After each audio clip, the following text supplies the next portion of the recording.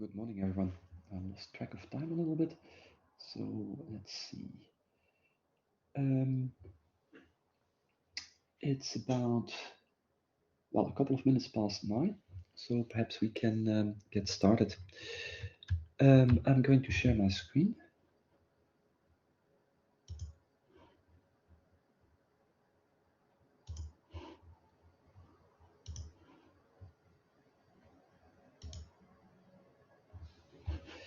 All right.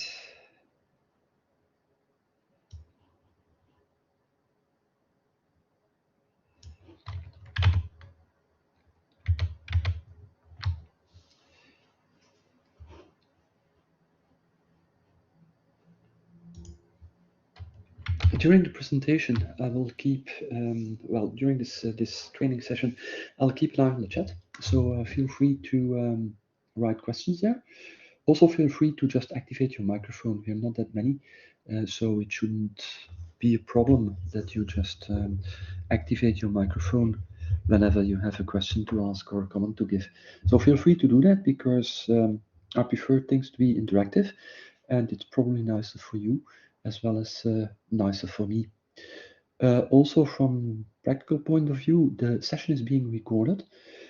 So if you want access to the recording, just drop me an email and I'll send you a link to the recording. The recording is not going to be published in the sense that it is not made publicly available, only upon request to the participants.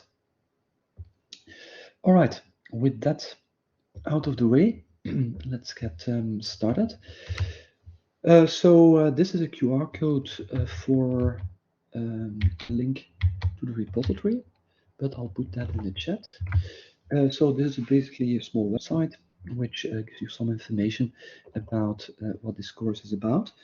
And also, and perhaps more interestingly, it also contains a link to a GitHub repository, which is this one.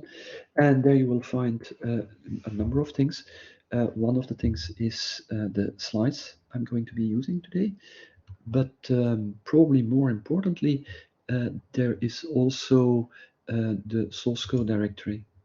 And there you can find a number of code snippets, examples of things which I mentioned, some illustrations and so on. I'll put a link in the chat.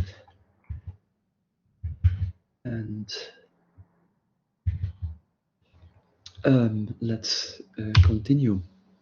So another thing that you can do is follow us on LinkedIn, us being the Flemish Supercomputing Center. And you might also have noticed that there is an EuroCC logo. So this is also considered a EuroCC training. Okay, let's get started. We care about performance. I mean, we are doing HPC, which means high performance computing. So obviously we care about performance.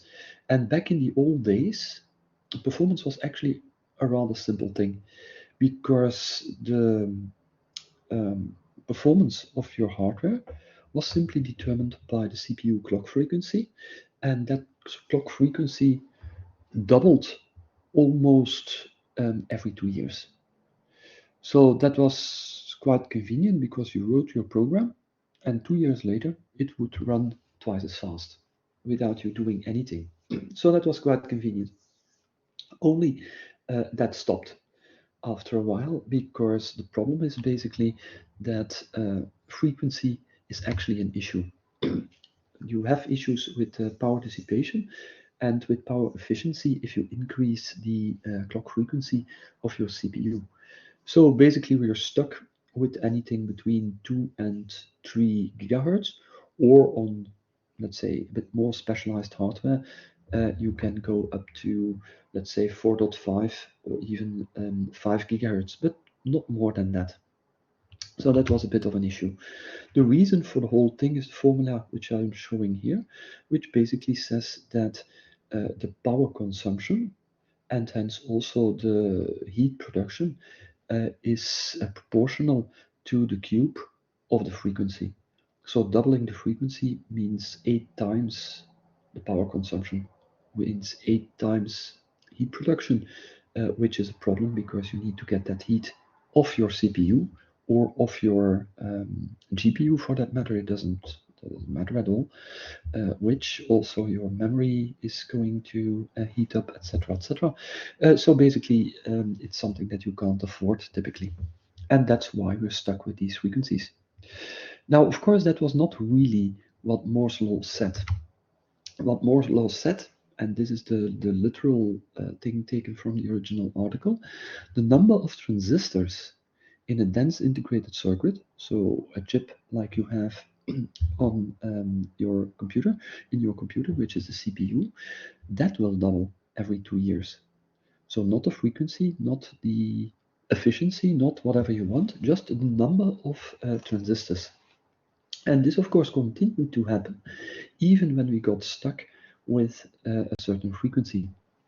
And doubling that number is kind of interesting because, of course, what you can do is build multiple execution units onto a single chip. And that means the dawn of the multi-core era. And so basically you still got a performance improvement, but not in terms of a single execution unit, but rather in terms of the number of cores and hence the number of execution units which can do stuff independently of one another on your CPU chip. And then, of course, taking that into account, Moore's law still kind of applies. Nowadays, again, we're running into troubles, be it different ones, in the sense that we no longer have the means of doubling the number of transistors every 2 years because we bump into limits of how small you can make a transistor. We are getting very close or hitting the boundaries of when quantum effects are actually interfering with the correct operation of transistors. But still, that was the case up to a little while ago. Okay, so that means what this real estate, this increase in the number of transistors which you can use, implies is that in fact we can make use of parallelism. And there's parallelism at many levels. So at the lowest level, and then we're really talking a single execution unit, so a single core, we actually have factorization. And how can you use that? Well, basically, if you have libraries which are properly built, such as, for instance, the NUT-kernel library by Intel, or you use OpenBLAS, then these libraries have been compiled in such a way that factorization will be used. And we will talk about that later on in much more detail. So you can control that in the sense that you can use compiler flags in order to instruct the compiler, please try and vectorize my code so that mathematical operations can be performed in parallel on multiple numbers, let's say. So that is one thing you can do. And as a programmer, you also have influence over that because you can use directives. Either you can use compiler-specific directives. Intel has quite a lot of them, but that is specific to Intel compilers. Or you can use OpenMP, and those directives, of course, are compiler independent and supported at least up to a reasonable level by all compilers and by all hardware. Okay, so that's the lowest level of vectorization, and it's something that, let's say, is, I won't say the last resort, absolutely not, but it is something that if you want to exploit that you need some detailed knowledge about how a CPU is working. And that's one of the things we're going to talk about today. And then, as I mentioned, one of the things that is done with that increasing number of transistors is in fact creating multiple cores.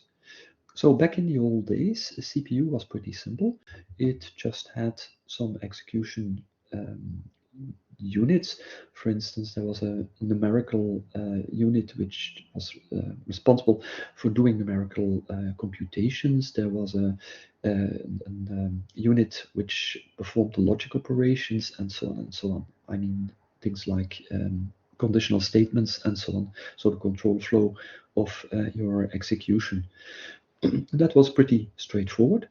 And now this has just been replicated. So there are multiple execution units, and those work independently. So that basically means that if you have a laptop nowadays, you will likely have a CPU with at least 2 cores, or even 4 cores, or even 8 cores, depending on how much money you spend on your machine. There is a caveat, and we will talk about that as well. But leveraging multiple cores, again, you can do either through libraries, or you can do that as a programmer. And as a programmer, you have quite a number of options. So, for instance, you can use OpenMP or pthreads. I would say for scientific code, don't use pthreads directly because it's a pain. And OpenMP has specifically been designed to parallelize scientific applications over multiple cores. So that would definitely be a good choice. There are other choices, of course, but OpenMP is, let's say, the most common one at this point in time. This will likely change, but for now, that is more or less the de facto standard. And then, of course, there is also the possibility to parallelize over multiple compute nodes, hence distributed computing. And for this, of course, again, in the scientific domain, we mainly see MPI, so message passing interface, and we see a little bit of co-array Fortran, so that's that CUF thing. There's also Universal Parallel C, which is sort of present, but not that much. And then there is Chapel, which was a very nice idea. I can't really recall. I think it was Cray actually, so the HPC company Cray who developed that, but it died. I mean, basically, I don't think Chapel is still around. You might find a compiler, but it never took off. And then, of course, the burden is entirely on the programmer in the sense that if you want to write a program that can run on multiple compute nodes, you have to make sure that data and state is exchanged between processes that run on the same and on different nodes. So that is, of course, a topic in itself. And later this year, we'll organize a course both on OpenMP and on programming with MPI. So basically, we won't talk that much. We'll talk a little bit about efficiency over multiple nodes, not that much. We will talk about bottlenecks which you encounter and pitfalls you encounter when you use multiple cores with OpenMP. But of course, this is not the true focus of this presentation. Well, the problems you get, yes, but not how to program OpenMP or how to use MPI. That, of course, is outside of the scope. We'll talk only about the troubles you get. And then, of course, another level of parallelization, in a sense, is, of course, GPUs. And again, there you have a lot of choices. You can use libraries, like, for instance, if you're into machine learning, then you will be aware that there is something like TensorFlow or PyTorch or whatever. And of course, under the hood, they will use GPUs without you having to overly worry. You need to worry a little bit, but not that much. So that's fairly straightforward. Also, for other kind of computations, there are CUDA libraries. For instance, if you're into matrix operations and such, outside of the scope of TensorFlow, then of course you can use libraries such as QBLAS, which allow you to do linear algebra operations efficiently on GPGPUs. With respect to your effort, that of course is, unless you can use a library, entirely yours. And there is quite a space of programming paradigms to leverage GPGPUs. For instance, there is CUDA, which is an NVIDIA thing. There is OpenACC, which is also sort of an NVIDIA thing, but at least it's open. There is OpenCL, which is, well, very open. And basically, it depends a little bit on which type of GPGPUs you use, which programming paradigm you will choose. On NVIDIA, CUDA is kind of the obvious thing to do. But of course, if you have the ambition of running your code not only on GPGPUs made by NVIDIA, but also those made by AMD or by Intel, then of course CUDA is maybe not the optimal choice, although of course AMD has made sure that, at least in theory, if you have a CUDA program, there is software to translate that to AMD. So yeah, it's possible, but okay. GPGPUs are not in the scope of this particular presentation, but of course all the principles which we will be talking about today also apply in large part to GPGPUs. Okay, so that sets a little bit of the scope what we'll be talking about. So we need a little bit of vocabulary just to make sure that we're on the same page. I'm just going to introduce some terminology so that we can talk about things consistently. So of course what you are running on hardware, be it a single node, be it many compute nodes in parallel, is an application. And an application can have one or more processes. A process is a thread of execution. Well, okay, no, I shouldn't use the word thread because that is loaded.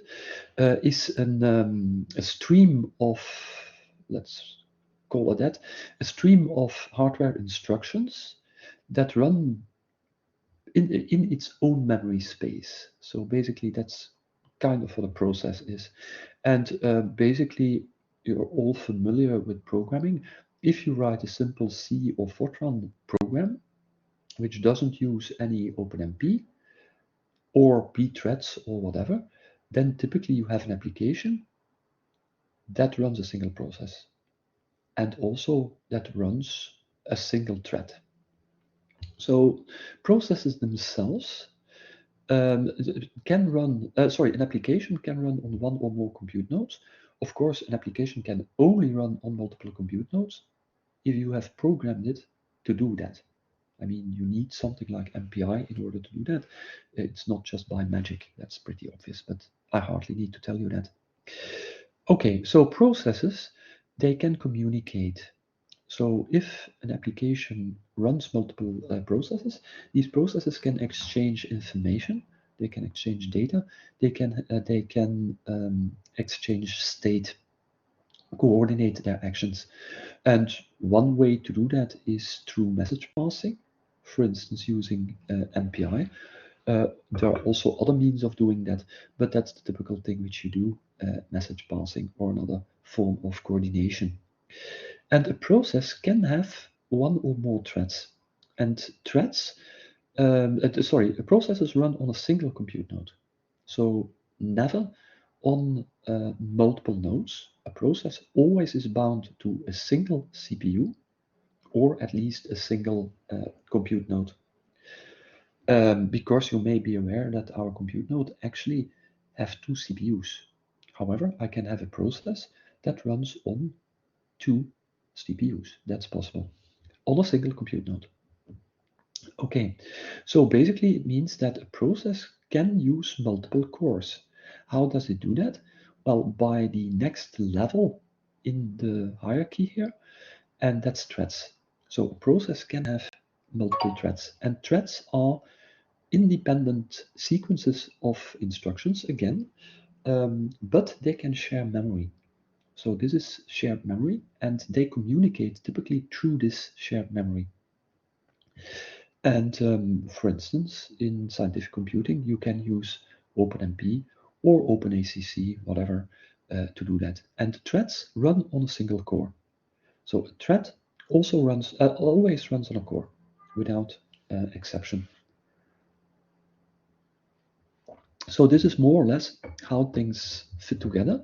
An application has one or more processes, and processes have one or more threads. Again, if you just compile a very simple C or Fortran application, you get an application that runs as a single process, and that process has one single thread. That's it, easy. Things, of course, get much more interesting when you start to exploit parallelization. For instance, if you have your same program, but you use OpenMP to parallelize it, then the process will have multiple threads and will use multiple cores. If you use MPI,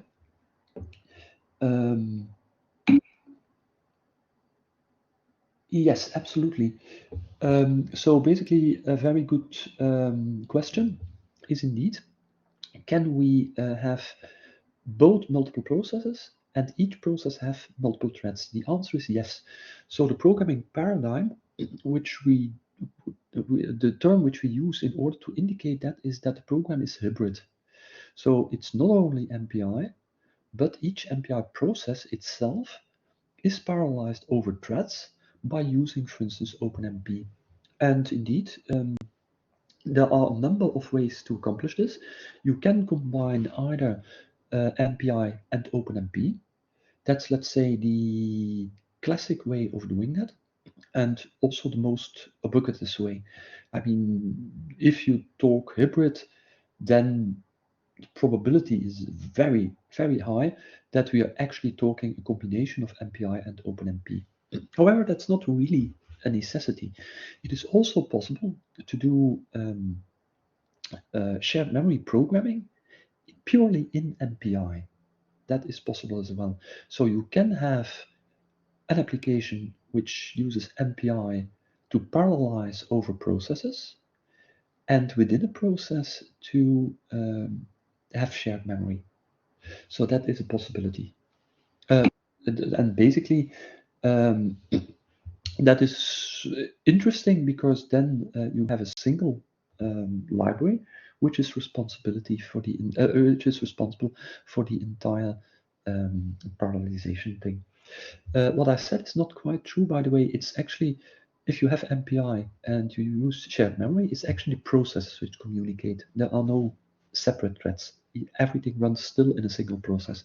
So I have to be a little bit careful how I formulate things in order to be correct. And that's also why this slide is here, because it's easy to get confused. So on the hardware side, we have a compute node, but probably I have a special slide on this. So I'll come back to the hardware later because I remember I have a slide of it, but it's not now. Okay, so let's talk a little bit about scaling and especially about parallel scaling, because that's something that is interesting on the one hand and sometimes misunderstood on the other hand. But before going there, I'm going to do two things. The first thing I'm going to do is I'm going to post the link again to the repository in the chat, because I noticed that two people joined later and they don't see the chat history. And the second thing I wanted to do was to ask you whether there are any questions at this point before we dive into more technical things.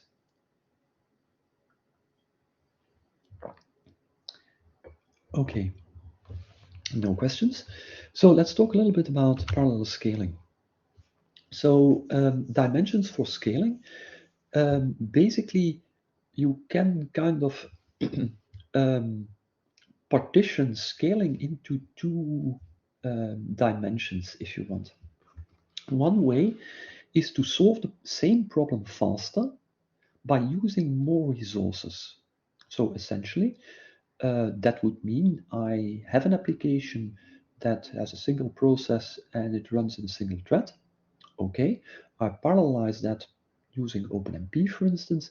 Now I run it on with 2 threads on 2 cores. So rather than 1 core, I use 2 cores, and I hope that my performance doubles. Okay, if that's your approach, so solve the same problem by using more resources and hence do it faster, then we're talking about strong scaling. The other thing which you can do is, okay, I want to solve larger problems by using more resources. It perhaps sounds kind of the same, but it's quite a distinct thing. So what do we mean? So for instance, we are doing let's say molecular dynamics, and we have a system of 1 million molecules which we're simulating. Okay, I want to scale, and I actually want to do 2 million particles, and I'll probably need, well, like 8 times the number of cores to do that. And that's weak scaling. So basically, those two things are independent of one another, and they lead to a different perspective on parallel scaling. So it's important to make the distinction. Let's start with strong scaling. So what you hope is that if you increase the number of processes, that in fact the execution time will drop linearly. So if I start out with one single process, which runs on a single core, and it takes a certain time, and I use 2 cores, then basically you hope that the execution time is halved. That would be very nice. So note, because this seems a linear thing, but note that this is a log-log plot. So basically, this straight line here is in fact a power law. Now the question is this going to happen? The answer is forget it. But okay, weak scaling on the other hand, basically we have the execution time, and that remains constant in the sense that if we double the system size and we double the number of processes, then the execution time more or less remains the same. So that's the distinction between strong scaling and weak scaling. Okay, let's introduce some definitions so that we can quantify things, that we can make things more or less precise. One of the measures for, let's say, the quality of parallelization is the parallel speedup, typically denoted by S, capital S. That's a function of n, where n is the number of processes. And here, of course, processes can be replaced by threads if we're talking the shared memory application. Okay, so the speedup is just the time it takes on a single CPU, on a single core, divided by the time it takes when you use n cores. So obviously, ideally, the speedup by using n processes is going to be n. Okay, that's the ideal situation. However, speedup is not really a good measure for how well your application parallelizes. It's better to look at parallel efficiency. And we'll see an example of that in a minute, why that's actually a better idea. Okay, how is parallel efficiency defined, again, for n processes? Well, very simple. It is, in fact, the speedup divided by n. So here it's more explicit. It's the time to run with one process divided by the time to run with n processes, and also divided by the number of processes. And of course, that means that ideally your parallel efficiency is going to be 1. Okay, so that's definitions. Now we can talk a little bit about strong scaling. So, can we do strong scaling? Well, yeah. But the question is, how efficiently can we do that? Well, one of the things with strong scaling, one of the problems with strong scaling, is that it is quite likely that there are parts of your program that cannot be parallelized or are not really easy to parallelize efficiently. And that means that there is a restriction. So basically, you can divide the time it takes for your application to run into two parts. The time which is spent in code which is inherently serial, or which you didn't parallelize yet, or which you can't really parallelize efficiently, and the time spent in code that can be parallelized. So that's quite straightforward. Okay, but for Tn we can do the same thing. Ts remains the same because that it will run on a single CPU, or on a single core. But of course, the parallel part, in the best case, will be for n processes divided by n. So that's your Tn. Okay, now we can compute the speed up, which is just the time taken by the program on one core divided by the time taken on n cores. And of course, it's just plugging in the expressions which we had. And of course, if we take the limit n going to infinity, then of course we end up with Ts plus Tp divided by Ts. So even if we were able to use an infinite number of cores, then the speed up is in fact limited. It's limited to 1 plus the fraction, the ratio between the parallel part of your code and the sequential part of your code. That's the problem here. So what does that look like in practice? Well, this is basically, well, before we go to the practice, this is called Amdahl's law. And it's a quite famous law in parallel computing, and something that you will meet if you read anything about parallelization and about efficiency of parallel applications. So what does that mean? So this is not an actual benchmark. This is just plugging in numbers into that formula.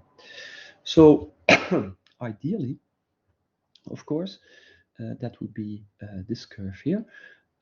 This one, straight one, you see that you would get a straight line. Again, notice it's log-log. So basically, you would get a straight line here.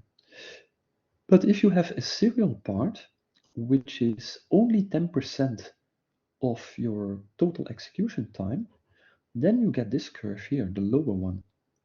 And as you can see, it will kind of saturate around 128 cores, something like that, maybe a bit more, depending on your perspective. And basically, the maximum speed up you will get is something of the order of, I don't know, 12 or something here. I don't know exactly. But as you can see, much less than 128, which you actually hope for. Okay. If the serial part is only 1% of your code, then you have this curve here. And as you can see, same thing, you only get 64 as a speed up with 128 cores. So half of what you would hope. And even at 1 per 1,000 of the execution time, still, as you can see, there is a discrepancy, a visible discrepancy at 128 processes. And of course, theoretically, well, and also in practice even much more than in theory, that means that there is no application that will scale to extremely large numbers of CPUs perfectly.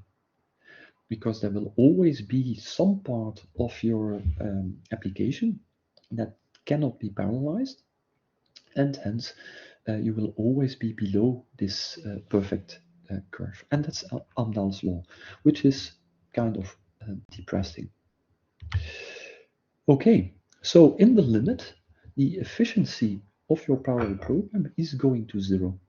That's the bottom line here. Okay. But in fact, as I mentioned, that is the ideal case. And in practice, typically things get worse. So there is also overhead. Because those processes don't run in isolation, they need to interact with things. And they need resources that are in fact shared between processes.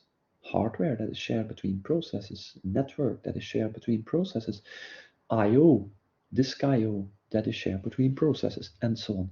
So basically, that means that if you increase the number of processes, the load on those resources which are shared is going to increase. And hence, you get resource contention. And hence, your efficiency is going to drop. So, for instance, communication takes time. If you think of a network, the bandwidth, so the amount of data you can transfer per unit of time, is going to be finite. There is also non-zero latency. That means if you send a message, it takes a while, regardless of the size of the message. Well, that's not entirely true, but even for small messages, there is a noticeable latency. Basically, a time which it takes in order to initiate and handle the message. And that, of course, is adding to inefficiency, adding to overhead introduced by communication. But of course, as I mentioned, there are also shared resources in the sense that, for instance, and we'll talk about that in much more detail later, but the memory subsystem in a computer is in fact a shared resource. For instance, the memory of your computer, the RAM, is accessed by all cores, and there is a limited channel to that memory from the CPU. We'll talk about that in more detail later. But basically, that means that if all the cores are doing memory-intensive work, so work for which they need a constant flow of information from the main memory of the computer to the core, then that is going to be a problem. There will be resource contention. The resource is in this case the memory subsystem, the memory bus. And that's placed on different levels, L3 cache, RAM, QPI. We'll talk about that in a minute.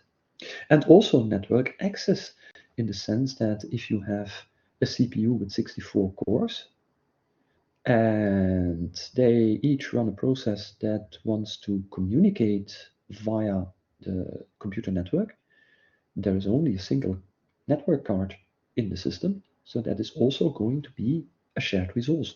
And again, you can get resource contention.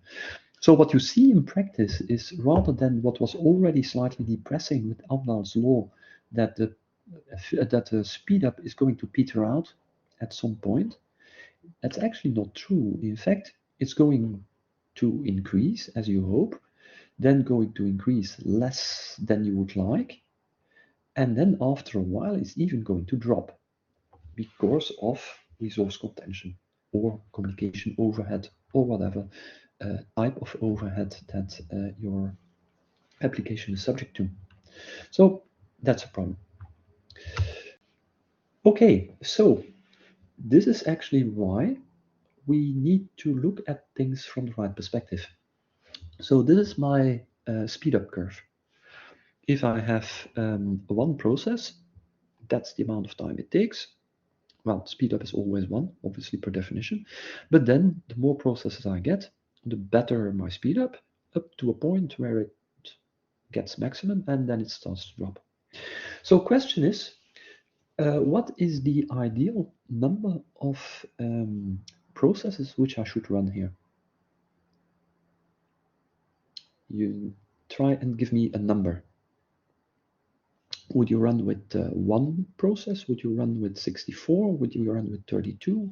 What would you do? should be 32. Sorry, say again? It should be 32, I think. 30. This Okay. Marco here. Yeah. Because you get the biggest speed up. Of course. What you're saying. Yeah. Okay. Any other opinions?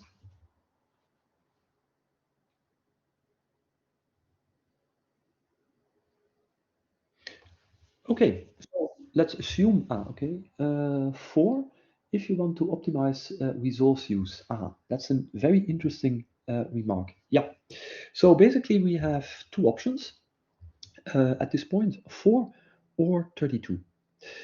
And there is no correct answer or multiple correct answers because it just depends on the context. So basically, if I'm interested to get my results, the emphasis here was on my results as fast as possible, and I'm doing a single computation, just one of these, I run this application once, then of course, using 32 processes will indeed give me the fastest execution time. And I'm happy. Okay, if again, my application is run by myself multiple times, for instance, on different data sets, then the picture might change. Also, if my application is running on a multi-tenant cluster, so basically a compute cluster which is used by many researchers, such as our VSC infrastructure, for instance, then the answer is also different. Because what we are looking at is the speed up. And one of the things I mentioned is that speed up is one measure of looking at how well an application is parallelized, but maybe not the best one. Why? Because basically, what we should look at is the parallel efficiency. And this is the same curve, but now with the parallel efficiency. So basically, for one process, the parallel efficiency is by construction 1, that's obvious, but then it starts to drop. On the one hand, due to Amdahl's law, so basically if you run with 2 cores, then you see that the parallel efficiency is no longer 1, but it's 90%, 0.9. If you go to 4, it drops to, okay, let's say 75%, and so on and so on. And you see that in fact for 32 processes, you actually have a parallel efficiency of 20%. So basically that means that you use a lot of resources, but are not really used efficiently. And hence, indeed, if we would run the application with 4 processes, then you see that we're still 75% efficient, which is still reasonable. If we go with, let's say, 8 processes, then you see that the parallel efficiency is already less than 60%. And then you're, depending on the application, depending on what you're doing and so on, you're dropping into an unpleasant zone. Yeah.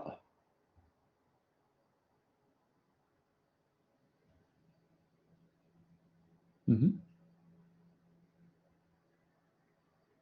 Yeah. Indeed. That is definitely an important consideration. And especially, you will get a really good parallel efficiency when you can split up your problem so that there is very little, or ideally, no communication required between the processes. So for instance, in this particular example, if you're dealing with a domain, and the domain in this case is geographically, in the sense that the data set is in fact over a certain area, and you can split that area into independent parts, then in fact you will, if you can do these computations independently, your parallel efficiency will be extremely high. And it will remain high for a very large number of processes. So that is the ideal situation. And indeed, if you can do that, you will get really huge speedups. Okay, so if we say that 70% is indeed the minimum required parallel efficiency, then you see that indeed we end up with 4 processes as the sweet spot. But again, it depends strongly on what you're doing. Can you always get 70% parallel efficiency? It depends. Very good and very well-written parallel applications can indeed be over 90% for a very large number of processes, but that's not always possible. There are inherent reasons why that might simply not be feasible. Okay, so this was strong scaling, but now let's have a look at weak scaling. So we consider a system of size n, and this n might be the length of a vector which we are processing, or it might be the number of particles, it might be whatever, doesn't matter. But basically it's a characterization of the size of the problem which you're trying to solve. And so that's capital N. And as before, we split the time it takes with one process into the sequential and the parallel part. Okay, but now we will assume that the TS is independent of n, of the number of the size of our problem, but TP is not. So basically, TP scales with the problem size, and we assume linear scaling here. Okay. Now, we choose the number of processes, and we choose that proportional to the domain size, because that's indeed what we want to do. Remember, weak scaling. We double the process, we double the problem size, and we double the resources. So that's expressed by this relationship here, that the number of processes is a proportionate to the number of to the problem size. Okay, now we can again compute the speed up, and as you can see, now it is in fact proportional to n. So this looks nice. And this is called Gustafson's law. So Amdahl's law is on strong scaling. Gustafson's law is on weak scaling. And basically it says that the time to solve a problem of size n with n processes is the same as solving a problem with which is double as large with the double of resources. So basically, that's weak scaling and Gustafson's law. And of course, as scientists, we typically like Gustafson quite a lot because many of our problems are in fact very well suited for weak scaling.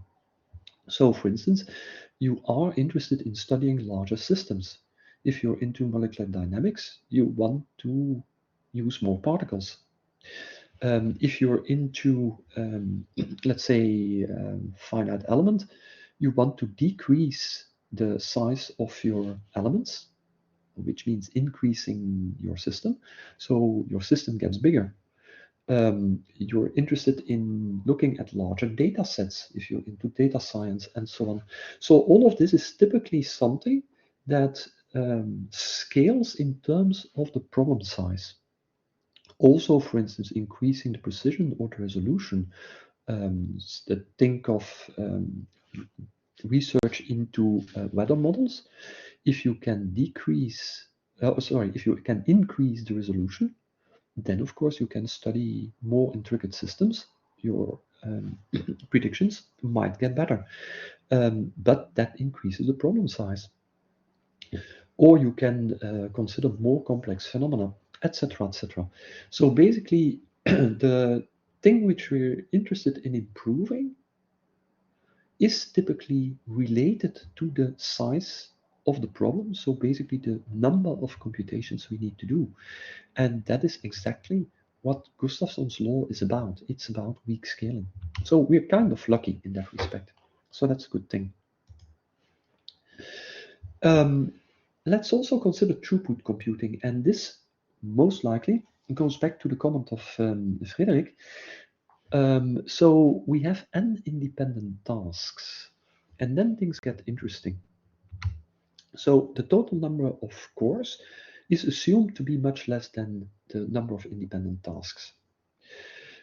That need not be, but for this analysis, we assume this. So for instance, we want to compute on 1 million data items, and we have 64 cores. Then lowercase n is much smaller than uppercase n. Okay, execution time of a single task, I denote by lowercase t1. It's also on one thread. Then the execution time for a single task, but now on n threads. So we do a single computation, but we are trying to decide whether it's a good idea to use a single thread or multiple threads. So I can use n threads here, and then of course the time will be tn, and hopefully it's lower than t1. Okay, so the question is, should we use multi-threading in this setting or not? And again, the answer is it depends. But let's do the math. So basically, the time for a single computation is n times the time it takes to do one with a single thread, divided by n. Because I can do n of such computations independently, each using one of the lowercase n cores which I'm using. Okay, so this is the single-threaded time, the total time it takes to solve the entire set of n independent tasks using lowercase n single-threaded applications.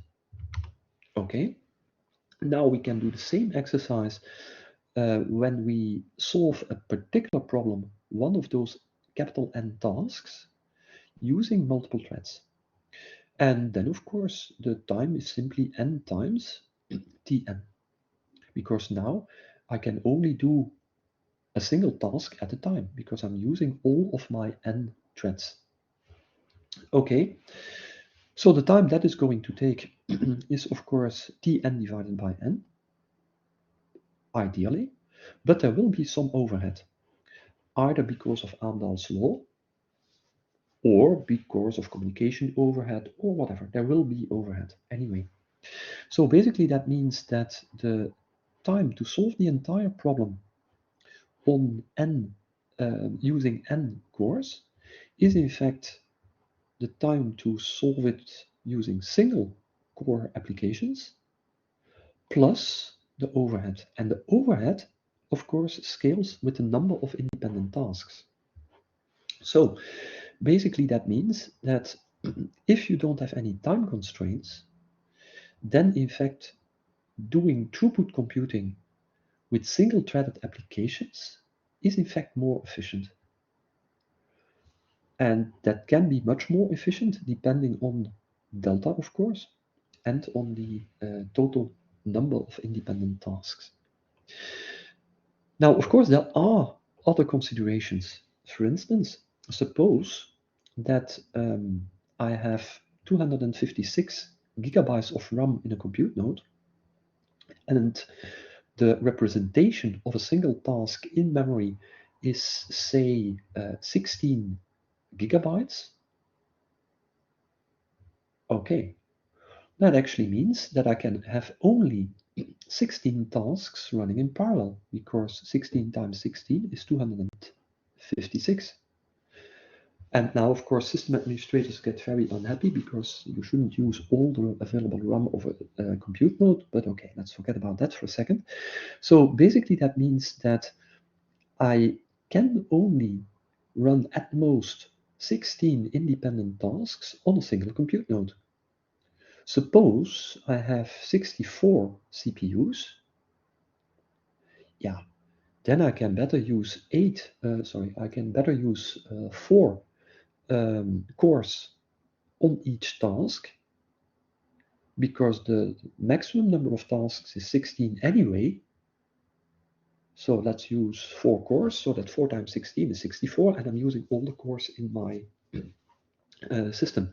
And yes, I will introduce a little bit of overhead, but still it's going to be faster than only using 16 cores.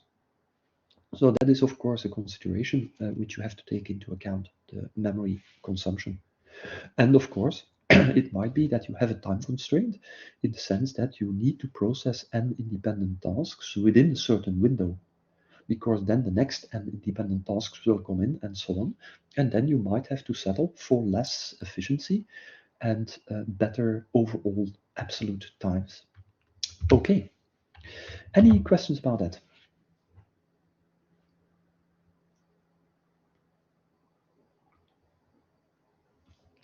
All right. Let's dive into the more nitty-gritty details, and then, of course, things get interesting. And we'll talk a little bit about computer architecture. So basically, this is the view of a single compute node, of course, schematically. And basically, it's a very old slide because, as you can see, there are in total 20 cores. So basically, this was a slide which I made. Well, it's not even my slide. I think I stole it from one of my colleagues, but it was made back in the very old days of thinking, I think, which is our previous cluster. So those early nodes had 20 cores. Anyway, it doesn't matter. You just add cores and you have kind of the same thing.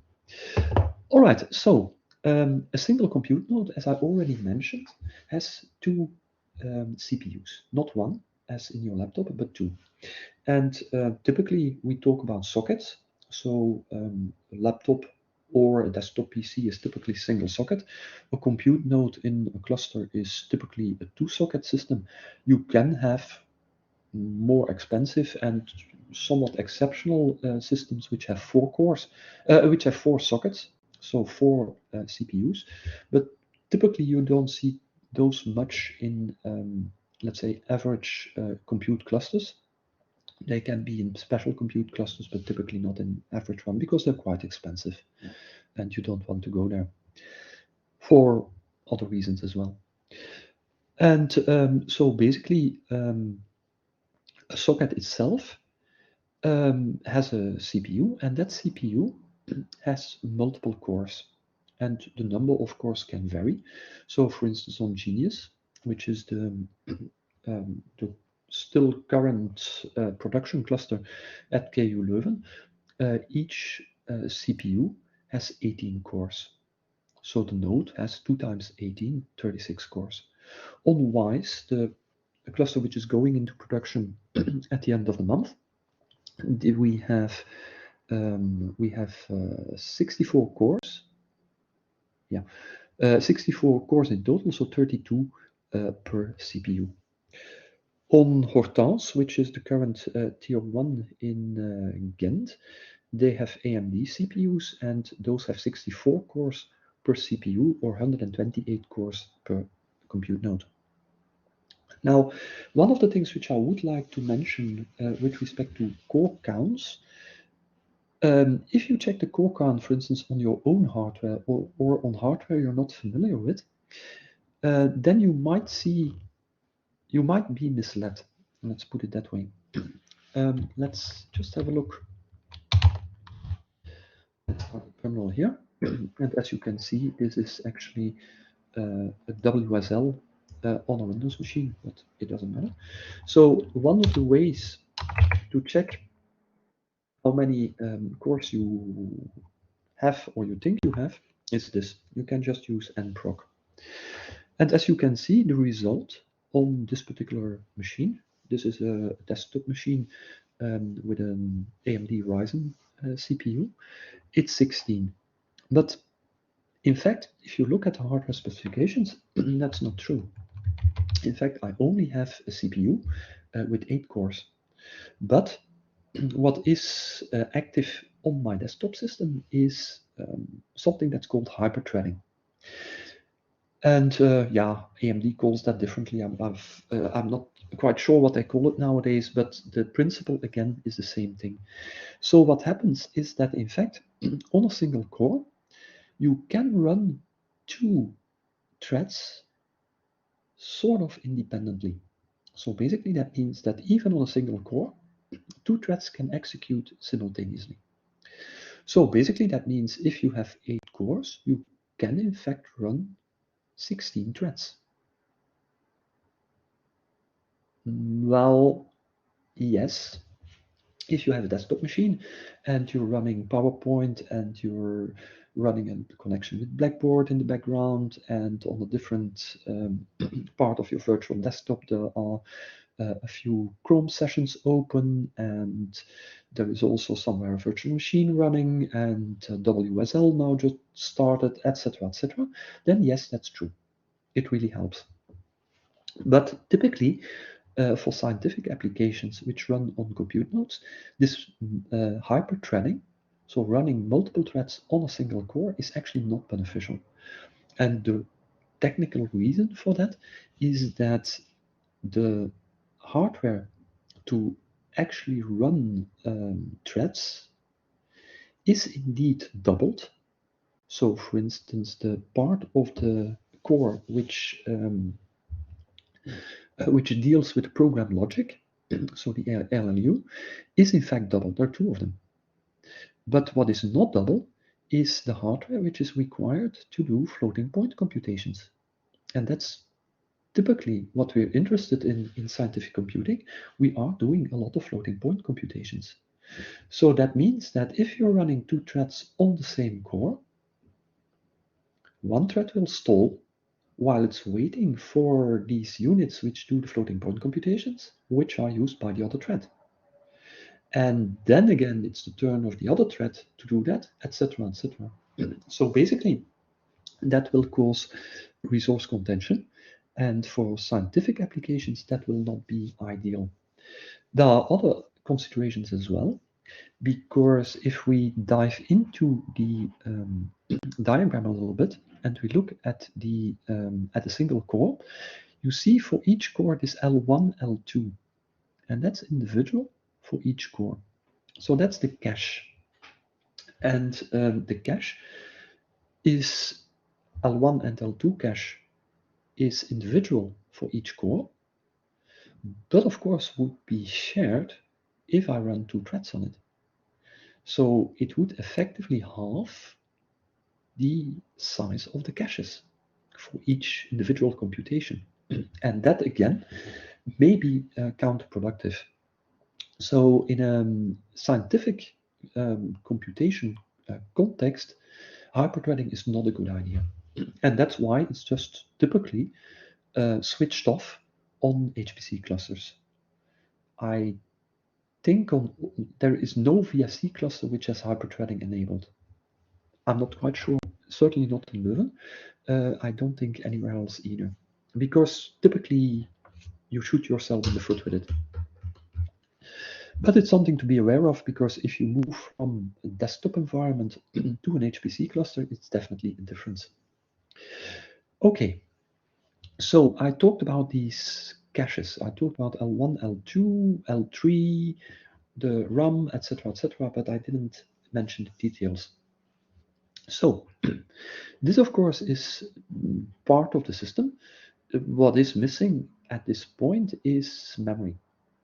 And you see these DDR3 things here, and those are memory channels. They denote memory channels. So they are linked to the memory banks, which contain the chips of your memory, the RAM chips, basically. And as you can see, there is also a limited number of them. So the number of memory channels is typically quite a lot less than the number of cores. Okay, so of course this memory channel has a certain bandwidth. It also has a certain latency. And that is actually pretty high. I'll quantify that in one of the next slides. But basically, it takes a lot of time to get data from your main memory to the core, because of course it needs to get there, because if you want to do a computation on data, you need the data, so the data needs to be transported from where it's stored, that is typically your RAM, to the core where it's being processed. And if you have to go through the memory subsystem, so through these DDR connections, that is fairly slow. So, of course, chip manufacturers realize that, and they try to mitigate that.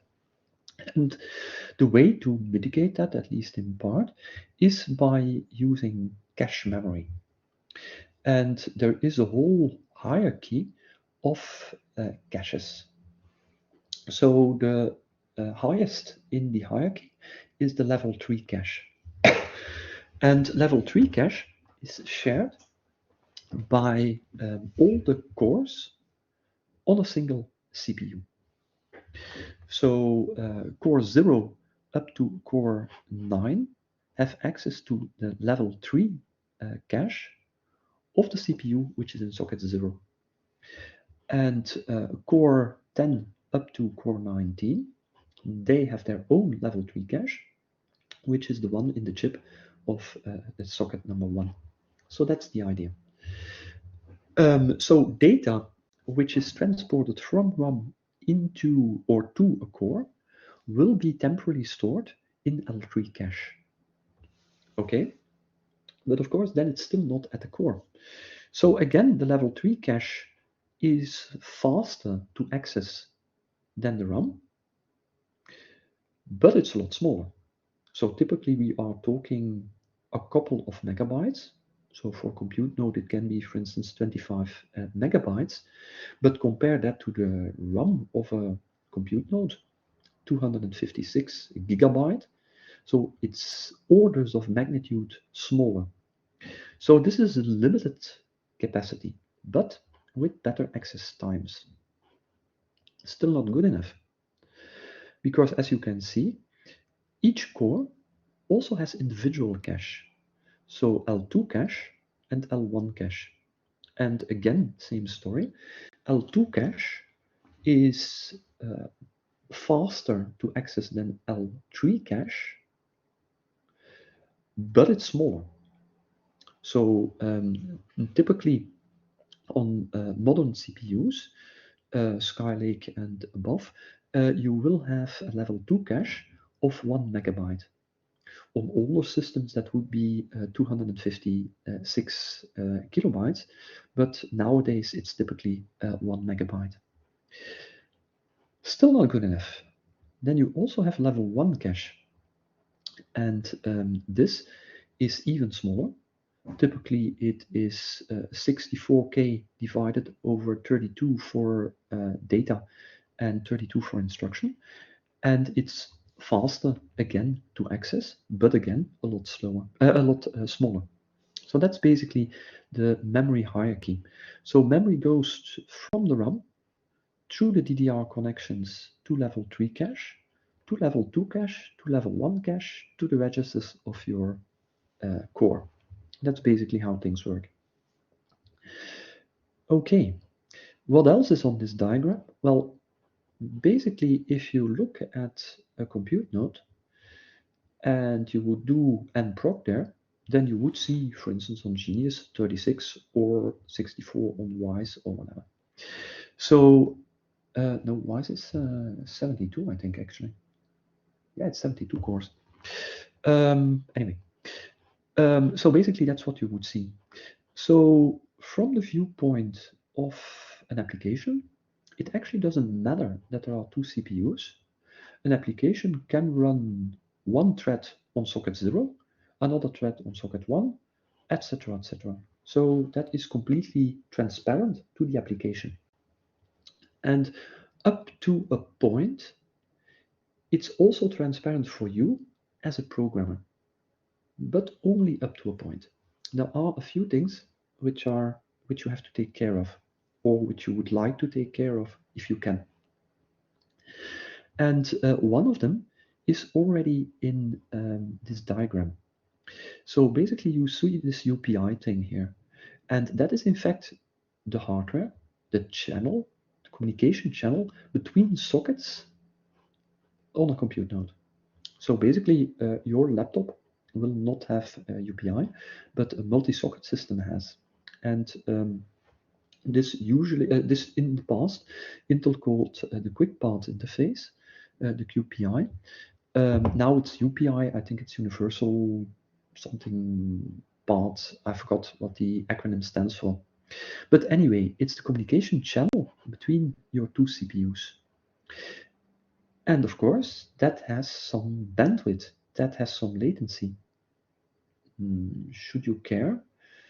Maybe yes, maybe no. You would care if core 0 requires data from memory channels that are actually linked to the other socket. Because each socket, each CPU has its own memory channels to its own memory banks. So basically, if I have a 256 gigabyte RAM, then 128 gigabyte will be connected to socket 0, and the other 128 megabytes will be connected to socket 1. So that means that if a core on socket 0 needs something that is in the 128 gigabyte connected to socket 1, it has to go through this UPI. And that is going to generate some overhead. So as a programmer, you kind of would like to make sure that the cores on socket 0 exclusively, or at least mainly, use the data which is in the RAM associated to socket 0. And the same for socket 1. So that's what you try to achieve as a programmer. Does this matter? Yeah, it can give you a performance benefit if you take that into account. We'll talk about what the pitfall is later on, when you can be in trouble due to this particular fact. So nowadays, Intel has a mesh architecture. So basically, this is showing you the connections to the UPI, and these orange lines which you see here, that's the communication mesh.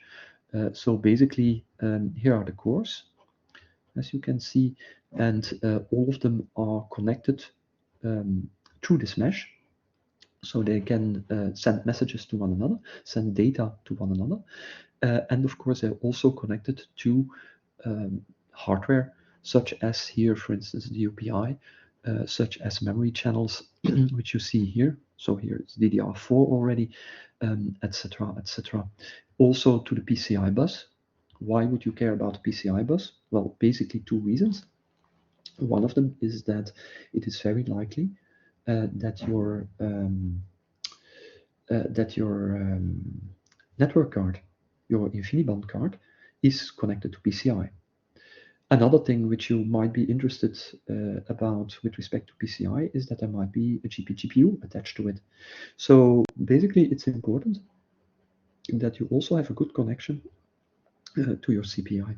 So this is the modern architecture of such a Intel chip, an Intel CPU. Okay, so again, the memory hierarchy.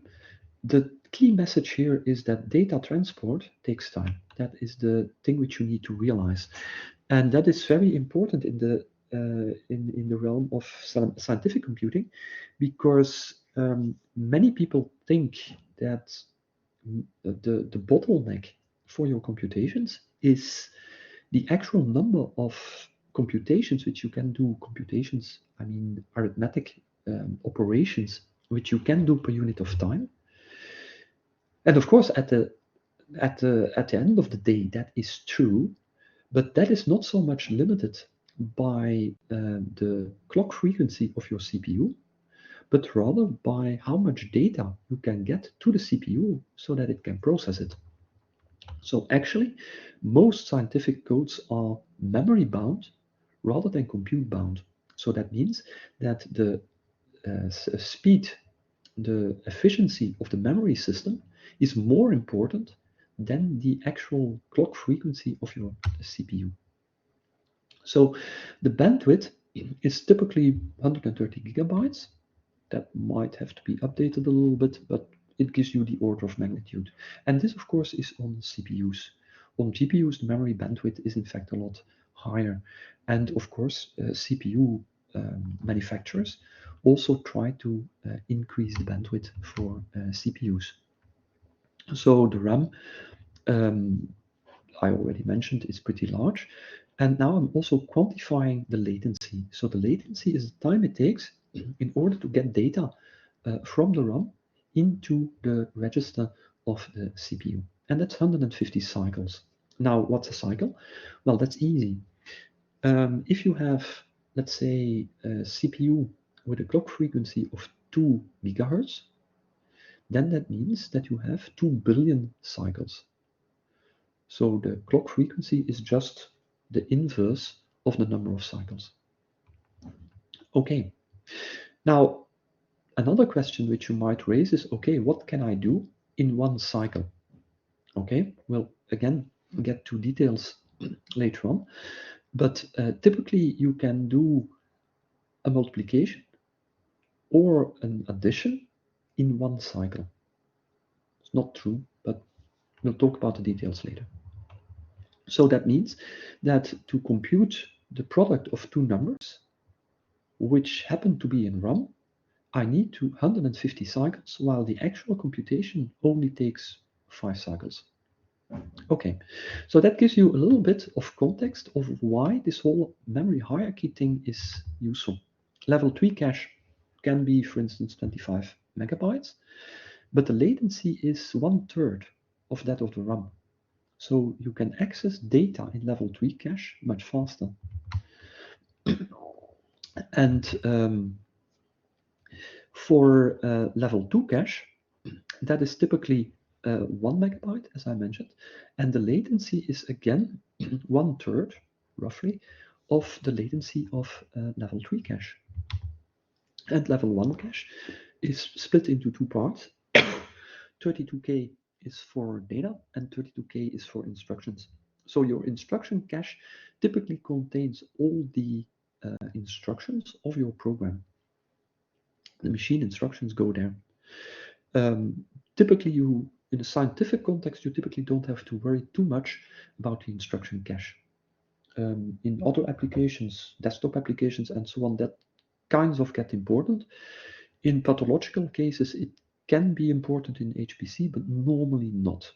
So typically we worry only about the size of the management, the efficient use, let's put it that way, of the level 1 cache for data.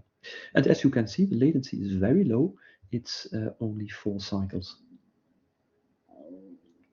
So that means that what you try to accomplish as a programmer is to make sure that you access your memory in such a way that you maximally reuse level 1 cache, level 2 cache, level 3 cache in that order.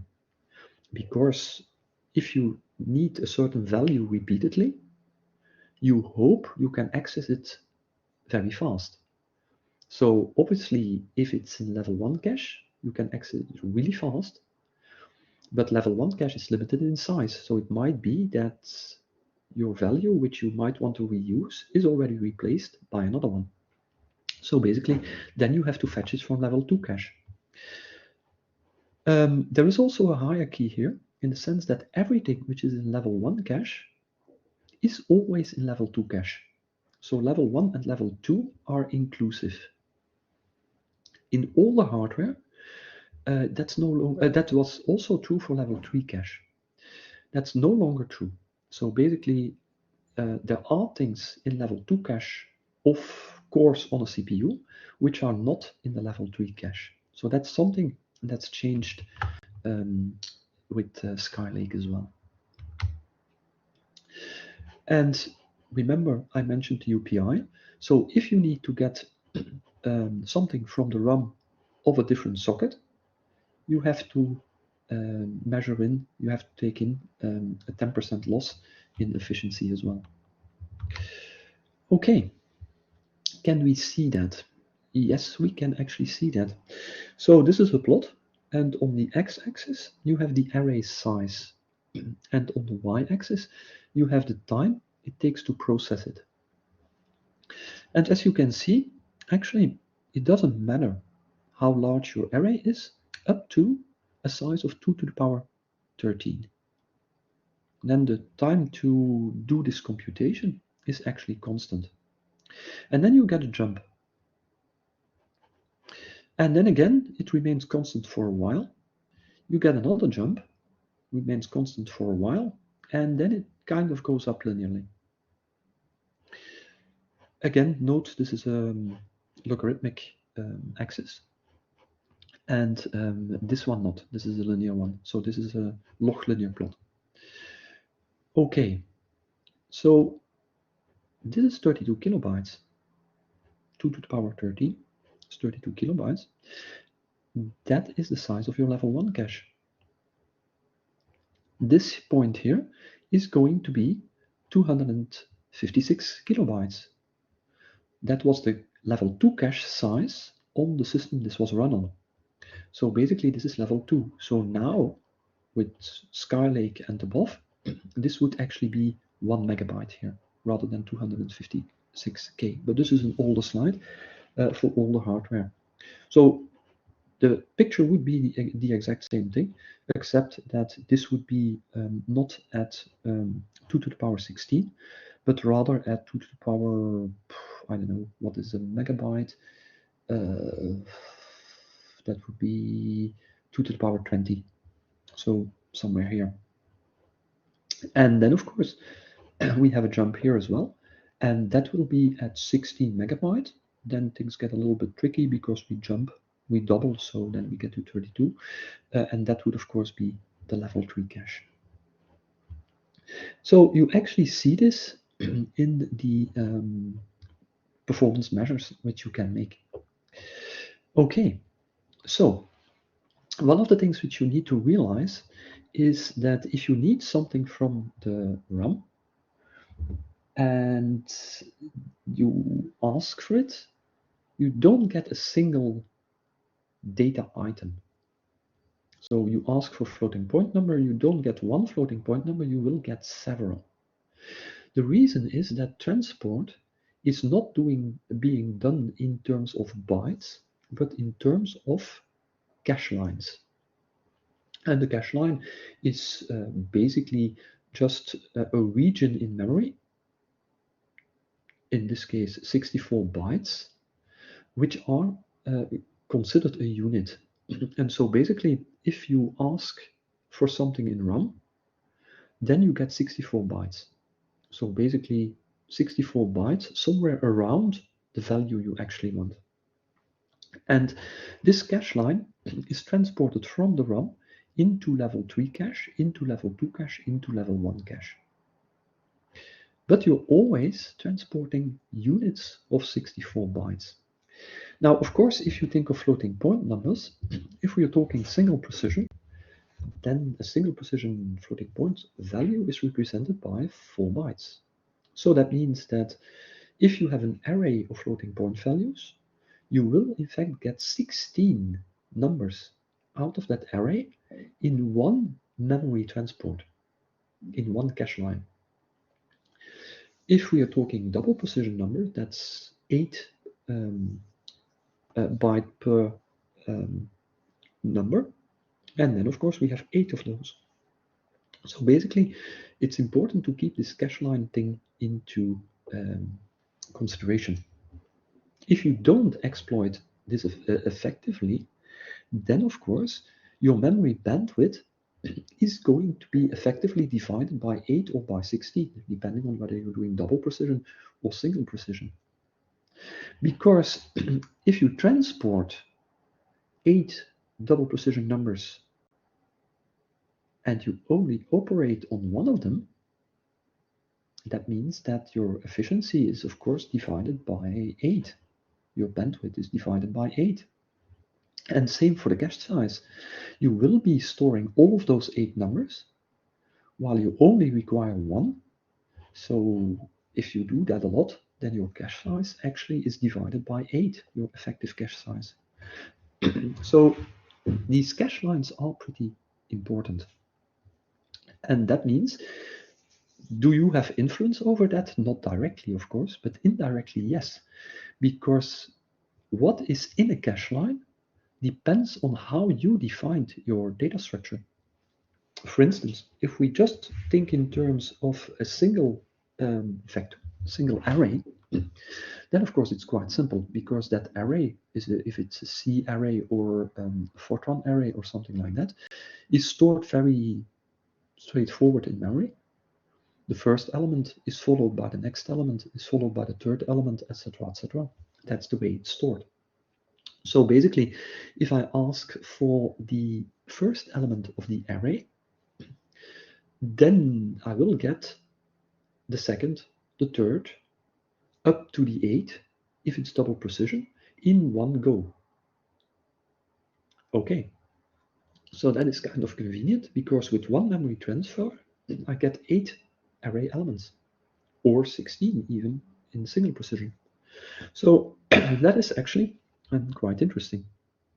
So, of course, if I have code, there's a C code, but it doesn't really matter, on which I have I operate on an array of n elements, and I do an operation on each array element. I apply a certain function. Then basically, the memory layout is quite fine, because I will get a cache line containing 8 numbers which I want to operate on. And yes, I want to operate on all of them, so this is quite fine, no problem. Okay, and that's what happens. Basically, this is the way they're stored in memory. For each iteration, I will get something like this. So the cache line is, for instance, here. Okay, so that is quite good, no problem. But let's have a look what kind of impact this has. So again, we have on the x-axis something different now. It's k. And what is k? If you look at the code, I'm going to operate on my array. My array has size n. I'm not going to operate on each element, except for k equal to 1. So depending on the value of k, I'm going to operate on the kth element in the array. Okay, and I'm going to do some stupid operation like multiplying the a by 3, whatever. Okay, so of course, if k increases, the work I'm doing is less. For instance, if I have an array of size 1000 and I set k to 100, then I'm only doing 10 multiplications. On the other hand, if my array is 1000 and I set k to 10, then I need to do 100 multiplications. So what we expect is that if k increases, that we get a linear scaling here, that the time goes down linearly. That's what we expect. But as you can already see, that is not quite what happens. It sort of happens, but there is this weird region here, as you can see. Now, these are integers, and typically, C++ standard, the C standard doesn't say so, but typically an integer is 4 bytes. And as you can see, there is a region here, from here downward, where in fact the behavior is as we expect. Double k, half the number of operations, half the execution time. This is straightforward. Now, this discontinuity here happens at 2 to the power 4. 2 to the power 4 is 16. Okay, 16 times 4, 4 bytes for the integer, is 64, size of a cache line. So this obviously has something to do with cache lines. So basically here, the operation, the time is more or less constant. Not quite, but more or less. So this is unexpected. But this is a side effect of our cache lines, because basically here we are using our cache lines effectively, and hence we are memory bound, because we use here it's kind of optimal. We do the most work, that's fine. Here we do a little less work, but the memory transport which we need to do is the same anyway. So basically that's why here it just remains constant. And here, of course, it starts to drop because yes, we need memory access, but we also do less work, and the cache line thing doesn't play anymore. So that's how you see that these cache lines actually play a role. And that the way you organize your data in memory, on the one hand, and also the way you access that data in your program, the memory access patterns, are in fact critical for performance. Okay, so this here is memory bound. Here the time in this region is spent on getting data to the CPU rather than on doing the computation. And that's why it's constant here. This is really memory bound. Okay, so basically here there is less work, and there is also less cache lines to fetch. So basically that's why you get a linear drop. Okay, so given that memory layout plays an important role, let's see how you can influence that. So one of the things which you have to take into account is how multi-dimensional arrays, two-dimensional, three-dimensional, are stored in memory. And in C and C++, and also in Python, by the way, if you use NumPy, they are stored row-wise. In Fortran and Julia and MATLAB, they're stored column-wise. Okay, so if this is my array, of course, it's not stored like that in memory. It's stored linearly in memory. So for C, C++, that would be row major. So we have the first row, and then after that we have the second row, we have the third row, and so on. So that would be the layout in memory. For Fortran, it is column-wise. So basically, or column major. So basically, we have the first column, followed by the second column and the third column. So that is what it would look like in memory. So now, of course, you already know that accessing data in contiguous chunks is the better option, because then you maximize the use of your cache lines, which means that you use the memory bandwidth as best as possible, and you also use your caches as well as possible. So basically that means in C and C++, try to access multi-dimensional arrays in the right order. And keep in mind, if you're switching between languages which are row major to languages which are column major, that you might have to change your code. And this makes a difference. Now, modern compilers can, in simple cases, correct this. So if you have your loop indices the wrong way around in the Fortran program, and that Fortran program is relatively simple, or that part of the program is relatively simple, the compiler can actually handle that for you. But don't do that. I mean, be explicitly correct. Let's put it that way. Don't rely on the compiler, because it's easily misled. So do your loop order correctly. Another thing where this comes into play is how do you deal with multiple things? And the thing here is a structure. So think of, for instance, a particle. And here again, it's C code, but it would be a user-defined type in Fortran. So basically, I have a number of elements of my structure, and all of them are double precision numbers. That could be an integer here, doesn't really matter. So we have a choice of representing multiple particles. We can either represent them as an array of structs or of a struct of arrays. So in this case, a cache line would contain the x, y, z, and mass of a single particle, followed by x, y, z, and mass of another particle. Okay, so maybe that will transport a lot of useless data. For instance, if I'm doing an operation that only involves the x coordinate, then I get the y coordinate, the z coordinate, and the mass on the same cache line, but I don't care because I'm not going to use them. So in fact, I'm only using the memory bandwidth with 25% efficiency, because I only get 2 x coordinates on a single cache line rather than 8 as I potentially could. I'm assuming double precision here. Okay, so what's the alternative?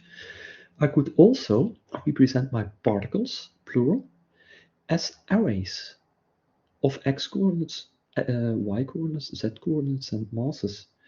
And now, of course, there is a single particle which has, for instance, particle 5, and we just look up in the array its x coordinate, its y coordinate, its z coordinate, its mass. And now, if I ask for x1, I'm going xi, I'm going to get xi plus 1, xi plus 2, etc., etc. So if I'm operating on the x coordinate only, I will get everything in a single cache line. So that is, of course, potentially much more efficient. This can get really sophisticated in the sense that there is a very interesting recent VSC project which was done by our colleagues in Antwerp, and they looked at the code of a company, and they noticed, well, it's a code that simulates particles. It's particle simulation, but of particles with size and shape. So large particles. Think, for instance, potatoes in a potato processing machine thing. So the physical structure, the physical shape of such a particle is rather complicated. And what you need to do, of course, is to compute the interaction between two potatoes. Basically, you need the data of those two potatoes. And one of the tips that the company got from VSC collaborators was, well, try and see whether it makes sense to sort the particles in such a way that the potatoes which are close together are also stored close together in memory. And one of the ways to do that is to represent the 3D space not as a 3D array as such, but as a linear structure. And then you can use space-filling curves. So basically, a space-filling curve is a curve that goes through all points in a space, discrete space, in a certain order. And space-filling curves, there's a lot of theory about it. One of them, for instance, is the Hilbert curve. That ensures that when two points are together, they will also be close together in that linear representation, which is more sophisticated than what you get as a linear representation in a three-dimensional array. So the company tried that indeed, and they got a speed up of a factor of 2. And if you do that on GPUs, the advantage is even more marked in the sense that you get a speed up of 5. Of course, these numbers are meaningless in general terms. They are specific to that particular problem and that particular code. But it's definitely worth to have a look at the layout of the data in memory and the way you access that, so the access patterns of your data, of your program. All right. This might be a good point for a break, because cache associativity is still to do with caches, but is somewhat complicated. So let's have a break here. Let's say a good 10 minutes. Let's say to 55. That gives you some time to relax a little bit. If there are any questions at this point, please ask.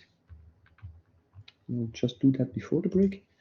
Any questions here about data layout, about the cache hierarchy?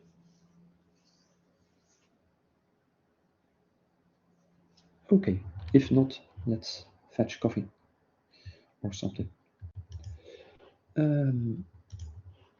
Let me put this on the screen. That makes things clear. So break till, let's say, 11, no, 10, preferably, 55. That gives you 10 minutes. Okay. See you in 10 minutes. If there are any questions meanwhile, feel free to type them in the chat, and I'll deal with them when I get back.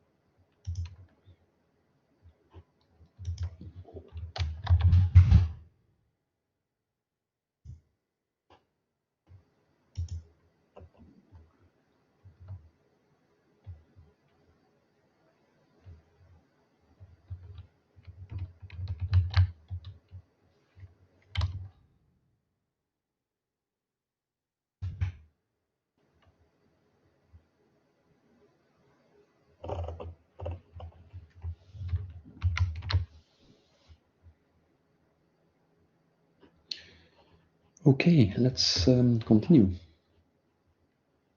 Any questions?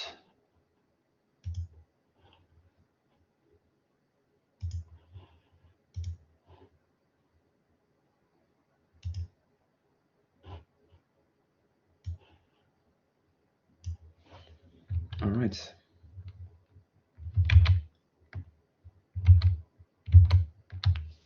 So, cache associativity.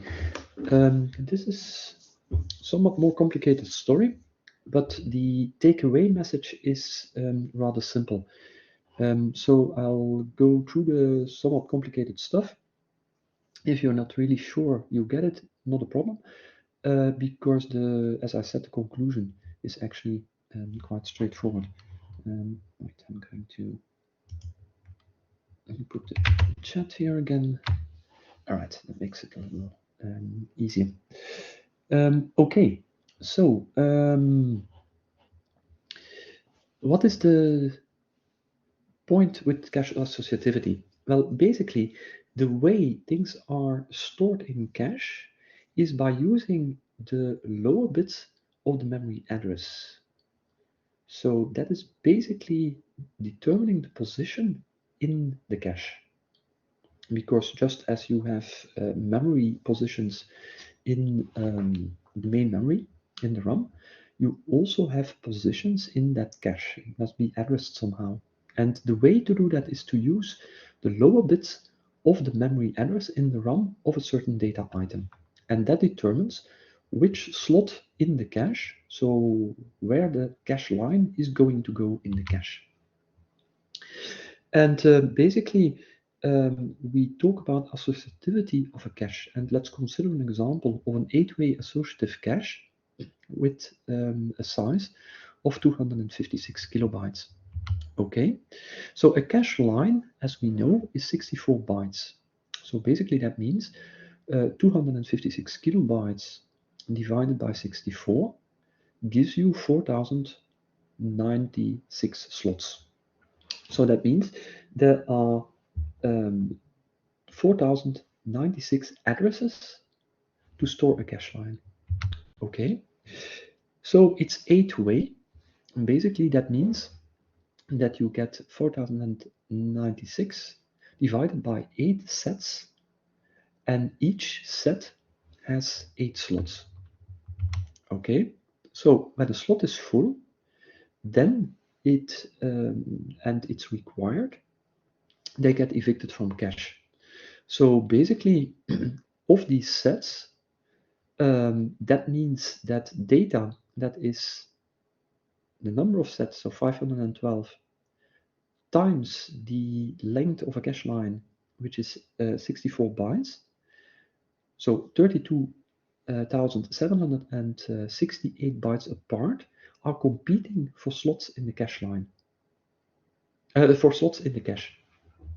So basically, that means that we need to think in powers of 2 if we think about competition for cache space. And remember that competition is based on the lower bits of the memory address. Okay, so we get if we get cache eviction, so if data is removed from the cache which we actually need to reuse later, then of course we have a performance drop. So we want to maximize cache reuse, we want to minimize premature cache evictions. Okay, so some numbers in general, and this again is for Skylakes. So the level 1 cache is 8-way associative, level 2 cache is 16-way associative, and level 3 cache is 20-way associative. Based on those numbers and the sizes of the caches, you can compute the sets and you can compute the critical distance between data items. So, okay, how do you get these numbers? Well, that's pretty straightforward. You can use DMI decode. Dash type is 7, and that would give you the information about the cache associativity and so on. I think you have to use you have to be super user to do that. To be honest, you need sudo, I think. Anyway, what does this give you? Again, we are operating in step sizes on an array. So on the x-axis are strides, so step sizes. On the y-axis, and there is the array size used. And this is a heat map. So basically, it's double precision, so it's float double precision, and the color of the map represents the compute time. So blue is low, white is high. So you see a number of things. One of the things you see is these vertical white lines, which basically means that there is a performance drop there. And as you can see, it happens at 512, 768, 1024, and so on. So things that have to do with powers of 2. So basically the lesson here, and that's the takeaway message, avoid 2 and 3D arrays with sizes of powers of 2. So a 1024 by 1024 array is not a good idea. That will be less performant than a 1023 by 1023 array, for instance. So just take that into account. It will cost you performance. And then, of course, there's also this whole white region here. And this, of course, just has to do with cache sizes. So that's the takeaway message here with respect to cache associativity. Remember, array sizes which are multiples of 2, especially for large ones, are a bad idea. Don't do that. Okay, that was almost everything I wanted to tell you about the memory. Not quite, because when we go to multi-core applications, we'll talk a little bit more about the memory hierarchy again. But for now, since we're talking about sequential programs, that's kind of what you need to know here. Okay, so we switch gears and we start talking a little bit about the CPU itself. So I mentioned on one of the first slides vectorization, and that basically means we are talking then about arithmetic operations which are done on registers. Okay, I don't need to explain what arithmetic operations are. That's addition, multiplication, and so on and so on. But registers I might have to talk a little bit about. So basically, the core itself has also some memory which it uses to operate on. For instance, if it needs to multiply two floating point numbers, it needs to store them somewhere. It also needs to store the results somewhere. And there is storage space in the core itself, and those are registers. These registers, they have a certain width, and depending on the exact architecture, that register can be 256 bits. Okay, but a floating point number only requires 64 bits for a double precision number or 32 bits for a single precision number. So actually that means that in such a register, I can store multiple floating point numbers for double precision or even 8 single precision. And given this width of the register, I can actually do operations at the same time on 4 numbers. So that gives me a level of parallelization, which we refer to as vectorization. And of course, if we're talking single precision, then the numbers just double.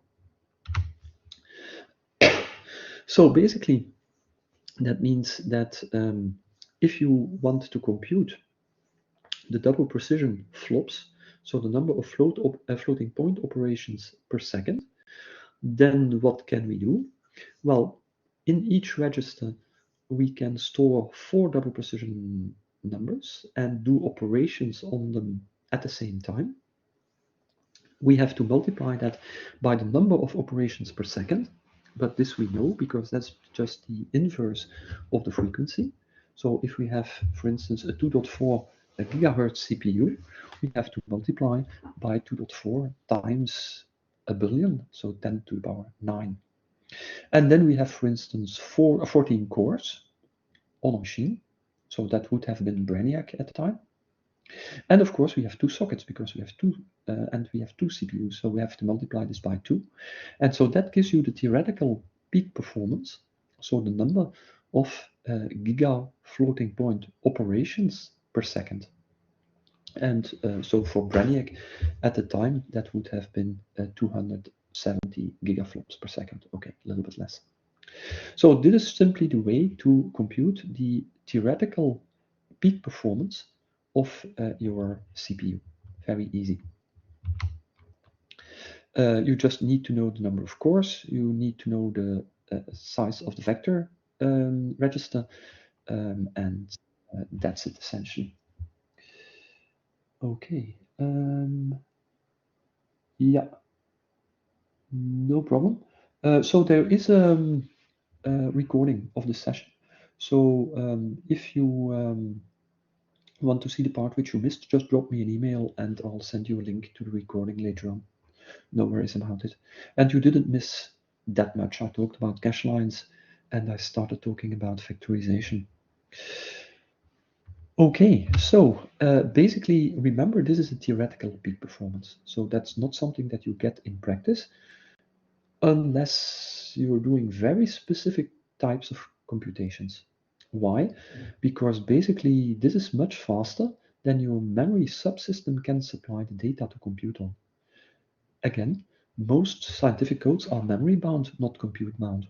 Exceptions, for instance, if you're doing Black-Scholes computations, so basically for economic problems like trading shares, things like that, then you are interested in this particular number because that is not memory bound, that is a computation that is really, really compute bound. Okay, so a few examples and counterexamples. What can be vectorized? Well, basically we are talking loops, and that means for loops. And the important thing is that the loops are in fact independent. If they are independent, you can do vectorization without any problems.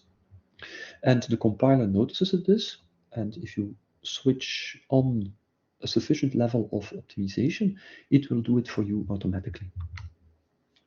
So in this particular case, this for loop, it's pretty obvious. There is no dependency between iterations. Each iteration is perfectly independent of one another. They can be done in any order. There is no problem. Okay, so basically that means that if the compiler is instructed to do vectorization, it will in fact happily do that, and it will break this loop up in chunks of size 4. So it will do 5 multiply adds in one go.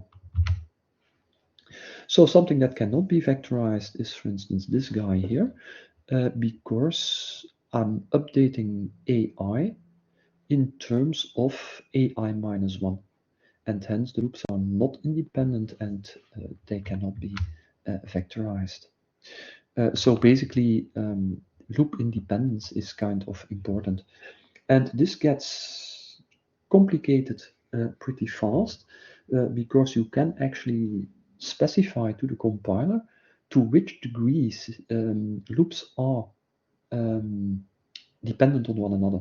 And you can specify a safe width, which says, well, okay, actually, if you have, for instance, 8 iterations apart, then they get independent. And then the compiler is able to do something intelligent, but you need to help it typically. And this you can do with directives. I'm not going to go into the details, but you can specify directives where you actually say, well, okay, this is okay to vectorize, and this is the same length in order to do this vectorization. And these directives can either be compiler specific, so Intel has a bunch of those, or you can do them compiler independent using OpenMP. So OpenMP 4.5 includes a lot of directives specific for factorization. So that's definitely worth to look into. I talk about that in more detail in the OpenMP training. Okay, so how do you get things to generate vectorized code? So for the GCC compiler family, so that's GCC, G++, G Fortran, you specify the architecture, and if you specify the architecture as native, then it's going to try and optimize for the architecture you're doing the compilation on. And you also specify -03. One word of caution with respect to mark is native. Be aware that sometimes compute nodes and login nodes have a different architecture with respect to the CPU generation. For instance, if you look at the current cluster, the login nodes of Genius have Skylakes, but some Genius compute nodes are Cascade Lakes. That is not a big difference, so that doesn't matter too much. But if the generation is too far apart and you do your compilation with mark native on a login node, you might end up with code that is not optimized for the latest CPU architecture in your compute nodes. So just keep that in mind, that you make sure that you compile on the target architecture to make sure that all the optimizations which are possible on that architecture are in fact being done by the compiler. So if you want factorization, you can also specify that explicitly with the -f3 vectorize, for instance, for a specific architecture. Then, if you want to see what is factorized and what is not, you can use F3 vectorize for both, and you can set the level. The higher the level, the more information you get. And then it will tell you on a loop-by-loop basis, because factorization is always about loops, for loops, whether that loop has been vectorized, or if it's not been vectorized, why the compiler thinks it can't do it. And then, of course, you can review that, and you can say, well, okay, yes, compiler, you were right here. This loop cannot be vectorized, or no, compiler, you're wrong. This loop can be vectorized, and then you can give the compiler some extra instructions using directives, perhaps specifying safe length, as I mentioned, and so on. So for the Intel compiler family, same thing. Well, same but different. Rather than mark as option, you use xhost, and optimization level can be 02 or 03, whatever. One of the things you have to keep in mind is that the 02 and the 03 for Intel and GCC mean entirely different things. So basically, the 03 of GCC is more or less the 02 of Intel. Also, the default for Intel is just 02, while the default for GCC is nothing, no optimization. So that's quite a difference which you have to keep in mind. Again, you can get an optimization report, and you can get that on various phases, for instance, for vector, and then you set again the report level to something. And again, you get feedback, which may help you to help the compiler by inserting directives. And for instance, for vectorization, that would be the OMP pragmas, which start with SIMD for single instruction, multiple data. So this family of instructions, of directives, has to do with vectorization and giving the compiler more information so that it knows that certain optimizations, or in this case vectorizations, can in fact be done safely. Because the compiler is going to try to avoid generating an incorrect application. So if it thinks, well, it might not be safe to vectorize, and safe means if I do it and I make a mistake, I get wrong results, then the compiler will just refuse to do it unless you instruct it too explicitly. Does it matter? Well, yes. So of course these times are relative here. So this is the number of operations, and whether there is a dependency in the loop. You see, of course, that that just grows linearly. While if the loops are independent, you see that in fact up to 4 you have something constant. This is for a vector for a register width of 256 bits and double precision. And then when you double again, of course, the time also is doubled, because then it's 2 operations rather than 1. Okay. So indeed, vectorization does help. So try to get your code vectorized.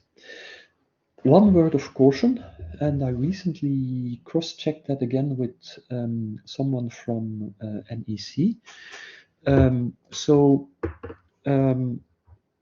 You get these vectorization reports from the compiler, but you can't always rely on it. So sometimes it may be that the compiler says, yeah, I vectorized that loop. And if you go into the machine code and you look at the actual instructions, you see that it is not vectorized. Regardless of what the compiler told you, the compiler is just lying. So sometimes, if it's really critical, it may be worth to actually go into the machine code and actually look what the compiler is doing and which set of instructions it is executing or generating. And one way to do that is to use a very nice website. I won't go into the details. I just want to show you for a second. And the Compiler Explorer.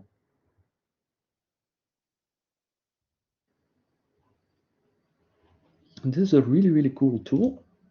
And that is, in fact, kind of a code editor.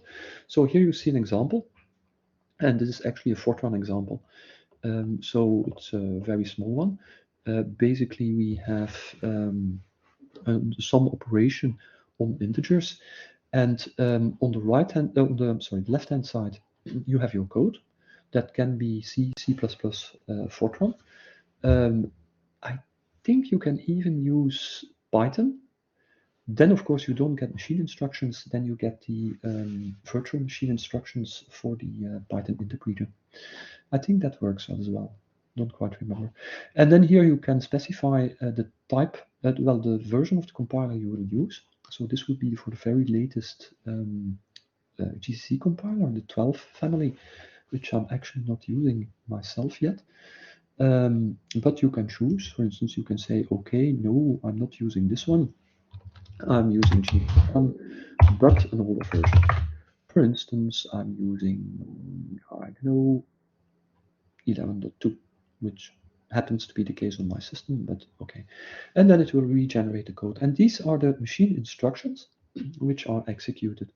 And as you can see, the whole thing is color-coded, and the colors in the source code and the machine instructions actually correspond. So here you can see that in fact some computations are done on integers. And basically you see an addition here, you see a couple of moves, which basically means getting the data, in this case from the ROM to the registers, and then moving it back into the ROM, etc. So this is a pretty simple example, not a very interesting one, but you can do lots of things. And this is also the way, if you know a little bit of machine code, to tell whether a loop was vectorized or not. Because it will use different instructions for vectorized or non-vectorized operations. Okay. Yeah. So basically, what kind of instructions can you use? What kind of factorization you can use? Basically, it's by generation. So AVX2 is everywhere, you can say, also on AMD processors. But this is pretty old with respect to Intel. That's for the Haswell and the Broadwell generations. So basically, for what we used to have in the previous tier 1 in Brainiac. And basically, that means the interesting thing is that you have a fused multiply add.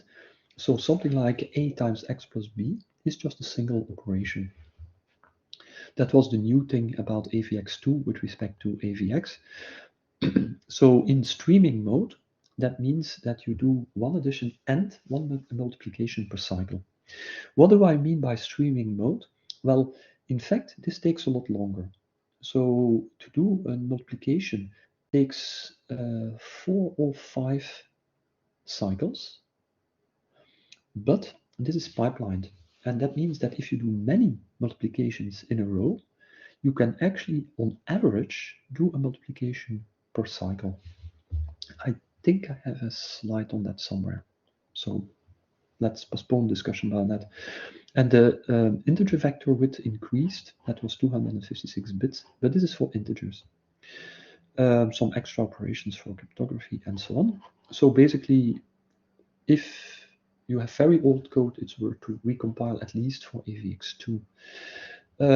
Of course, meanwhile, things evolved a little bit, and we have also AVX 512, which is in Skylake, Cascade Lakes, and later generations. So for vector registers for floating point numbers, they are now 512-bit wide rather than 256. So that means you can operate on 8 double precision numbers or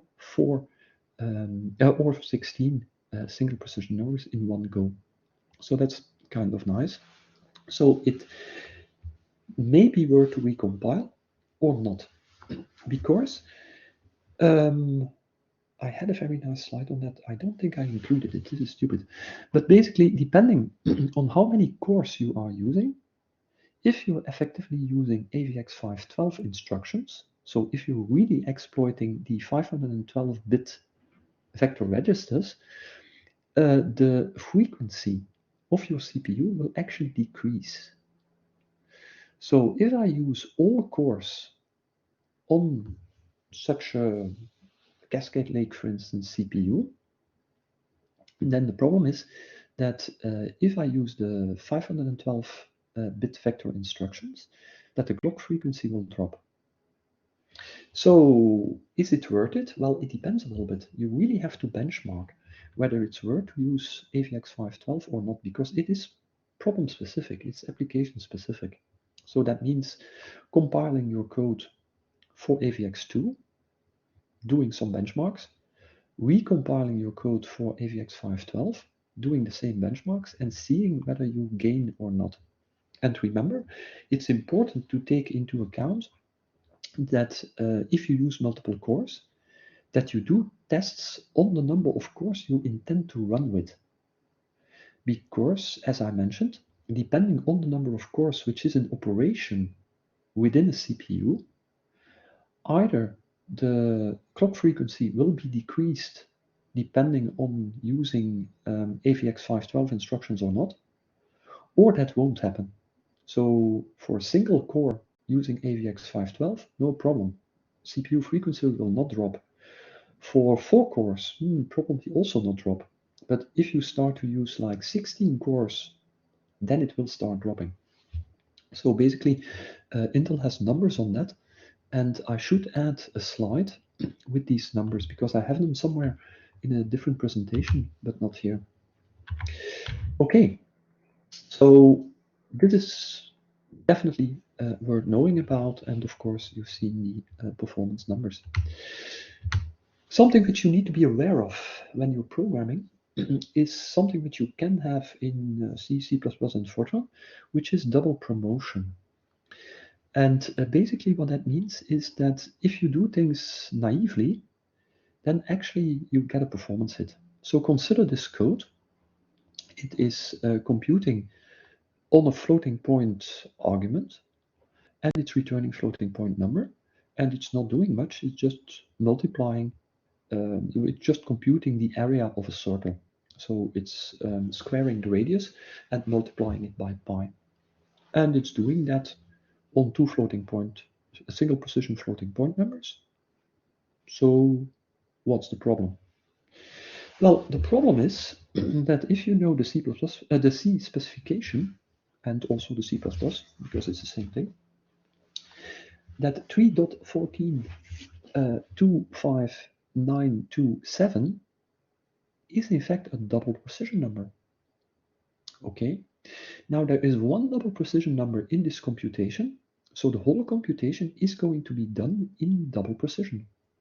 So radius is going to be converted to a double precision number, multiplied by our representation of pi, and then the result is converted back to a single precision number. That's called double promotion, and that is an issue. So that is something that you should avoid. So in this case, it's very simple to fix. You just explicitly say that 3.14 blah blah blah is a floating point, single precision floating point number, by adding this f. So that's something to be aware of, that this may happen. It may happen in C and C++ code. It may also happen in Fortran code. So you have to be very explicit if you want to use a certain level of precision, double precision or single precision, that you are sure to work with the right data. The compiler can warn you about that with an extra flag, which is -w, double promotion for GCC. Okay, so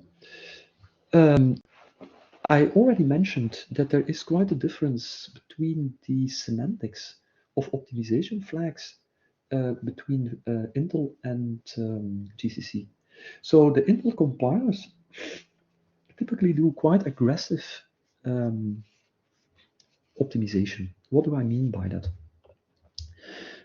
Basically, -02 is the default, and even at -02, a number of operations that could result in issues are carried out.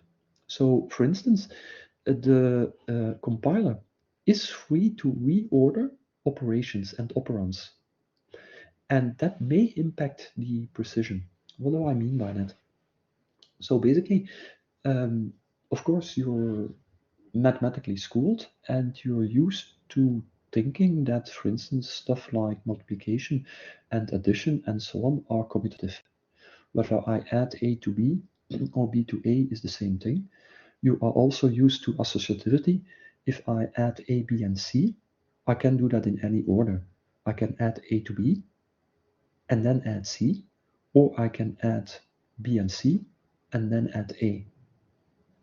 Okay, all of that is, of course, mathematically true for real numbers. But that is not necessarily true for floating point numbers. So basically, real numbers in a finite representation as we use them on computers. Associativity is not a thing. I mean, it's not correct to think that something is associative for floating point numbers, and that may impact the precision. So there are codes and there are some libraries. For instance, in quantum chemistry, there is a famous one. Don't remember the name at the moment, but it's one of the underlying libraries of, if memory serves, VASP and also NumD, I think. No, NumD not. VASP and something else. Anyway, and you really have to compile that without these aggressive optimizations, or the results are just wrong. Simple. So just keep it in mind. You can control that by setting the FP model to precise, for instance. Then it means don't do this reordering, or to source, and that means do it in the order I specify in my source code. Don't fill with my source code. So that is something that you may want to experiment with to see whether it's necessary to do that or not. Of course, if it's not necessary to have FP model precise or source, don't do it, because it will impact performance very severely. And I mean a factor of 2 or more. So This is important. If it's not a point, if you don't have issues with it, just let the compiler do its thing. Or in case of the GCC compiler, tell it that it can do it. So basically, as I mentioned, GCC is a bit more conservative, and sometimes it also gives you an executable which is less optimized than for Intel compilers. But try -f fastmath. So basically that means that it is not going to generate error messages for error numbers for math issues. It is going to do unsafe math optimizations, so reordering things and so on. It will do only finite math, so basically don't rely on the fact that inf is a thing. It will do no rounding math, so no special care to take to make rounding work according to certain standards and so on. It's not going to deal with nonce in a signaling way, so it has some implications, but it will have an impact on performance. Your performance will increase significantly. Of course, if you do that, verify that your results are still the same. Build without fastmath, do some tests. Build with fastmath, do the same tests, compare the results. The results might not be the same, but the question is, are they physically the same? Numerically, they will be different, but is the thing that they represent at the end of the day the same thing? In the sense that if you have positions, they will differ. But if they differ in the 6th significant digits, do you care? Probably not. So that's the type of thing you need to verify in order to make sure that the compiler doesn't do things which make your code behave inappropriately. Okay, so any questions about this before we turn to pipelining?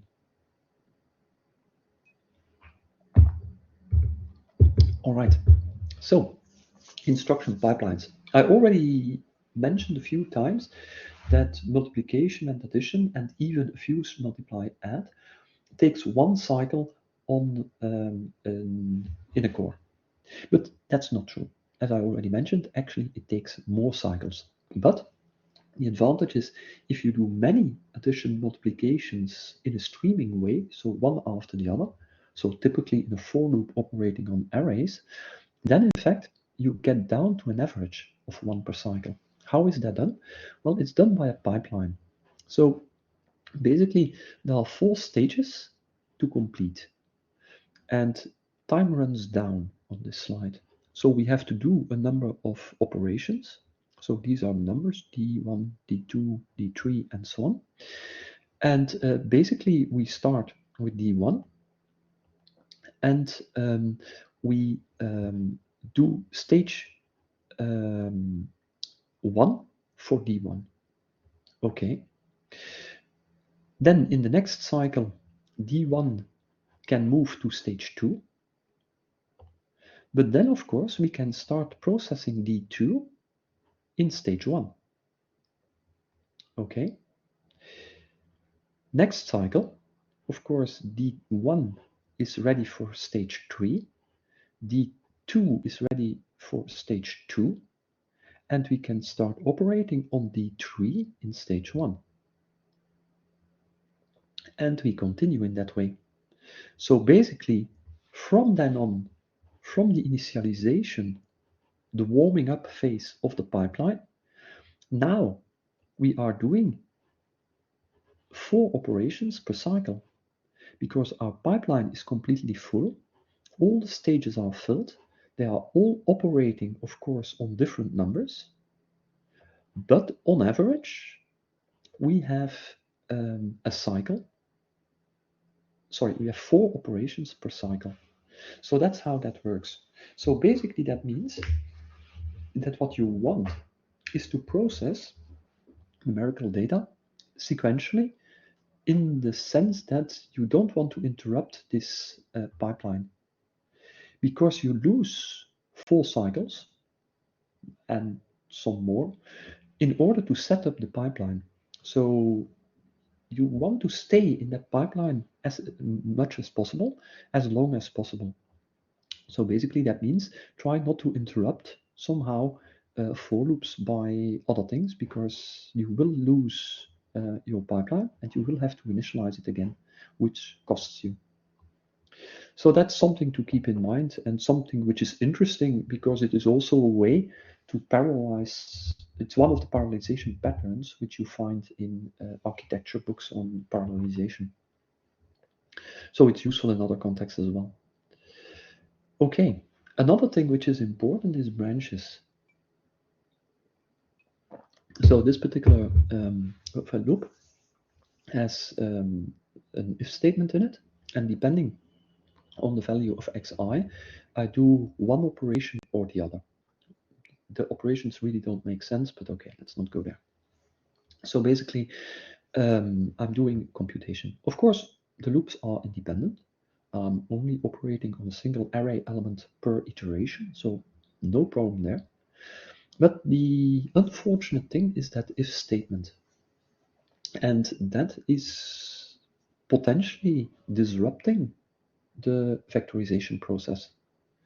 Because of course, I can't necessarily do the same operation on 4 consecutive numbers, on 4 consecutive array values, if I'm assuming double precision here,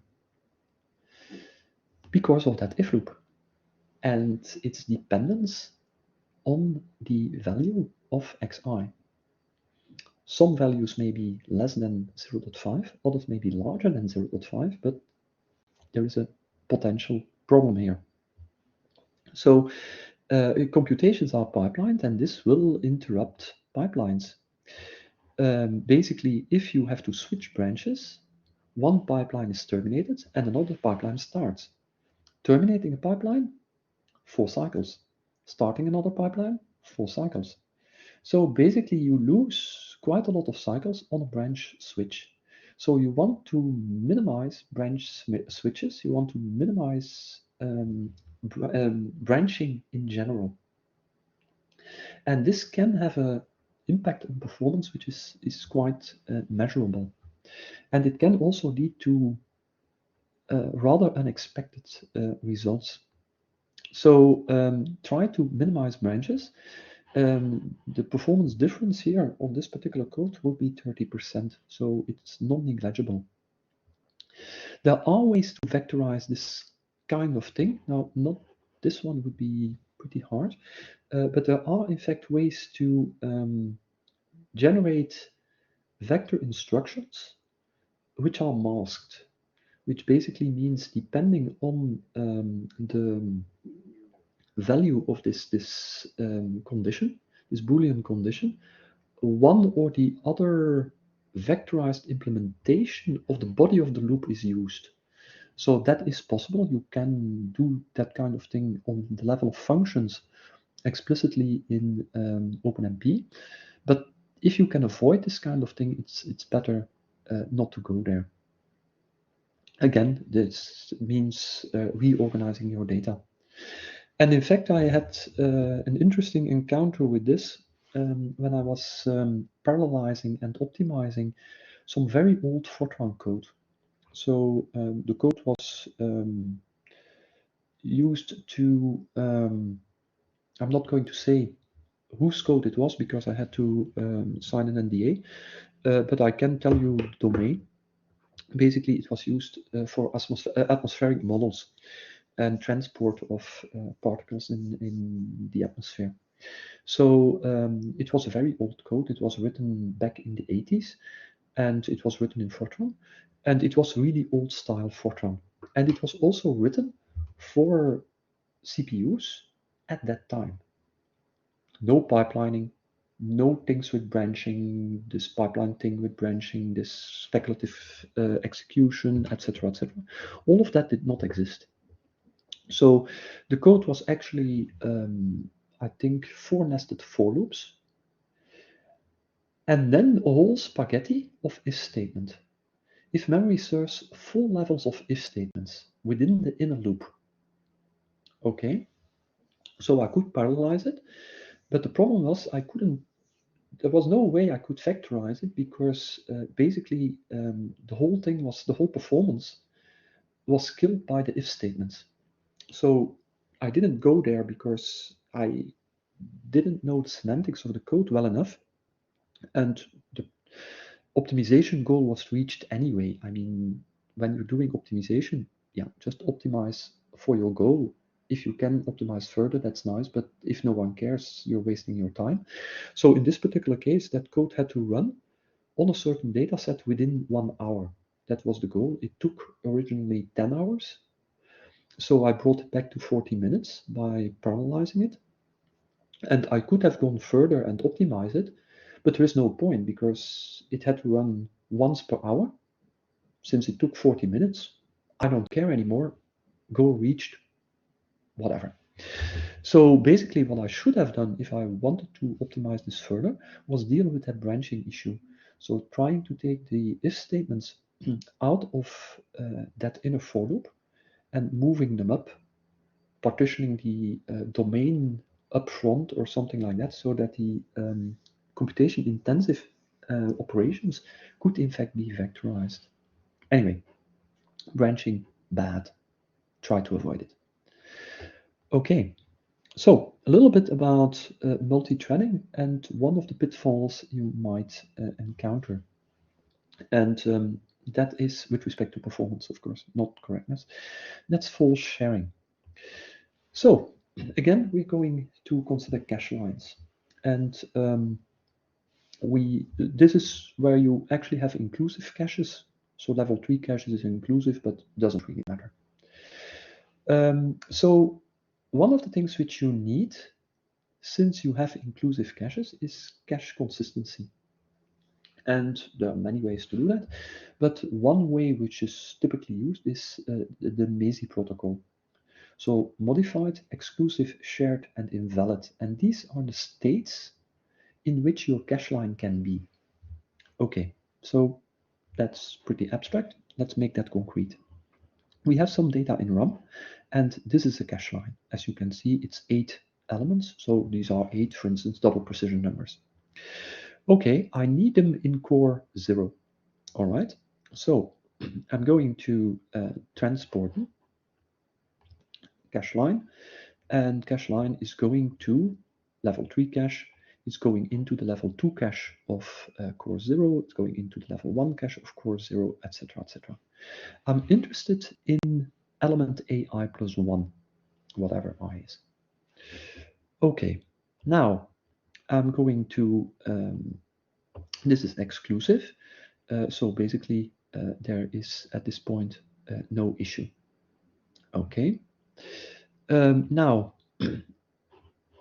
core 1 is also going to need that data, but it's actually interested in AI plus 7.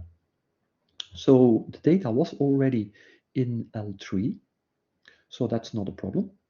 So core 1 is going to fetch it from L3. Okay, it's going to into L2 of core 1, it's going into L1 of core 1, etc. Okay. So nothing special. The data is just being read at this point. So there is no problem at all. All right. So now the status, of course, of the cache line changes because that cache line is no longer exclusive to a single core. It's now shared between cores. So we have already seen state exclusive and state shared in our MESI protocol.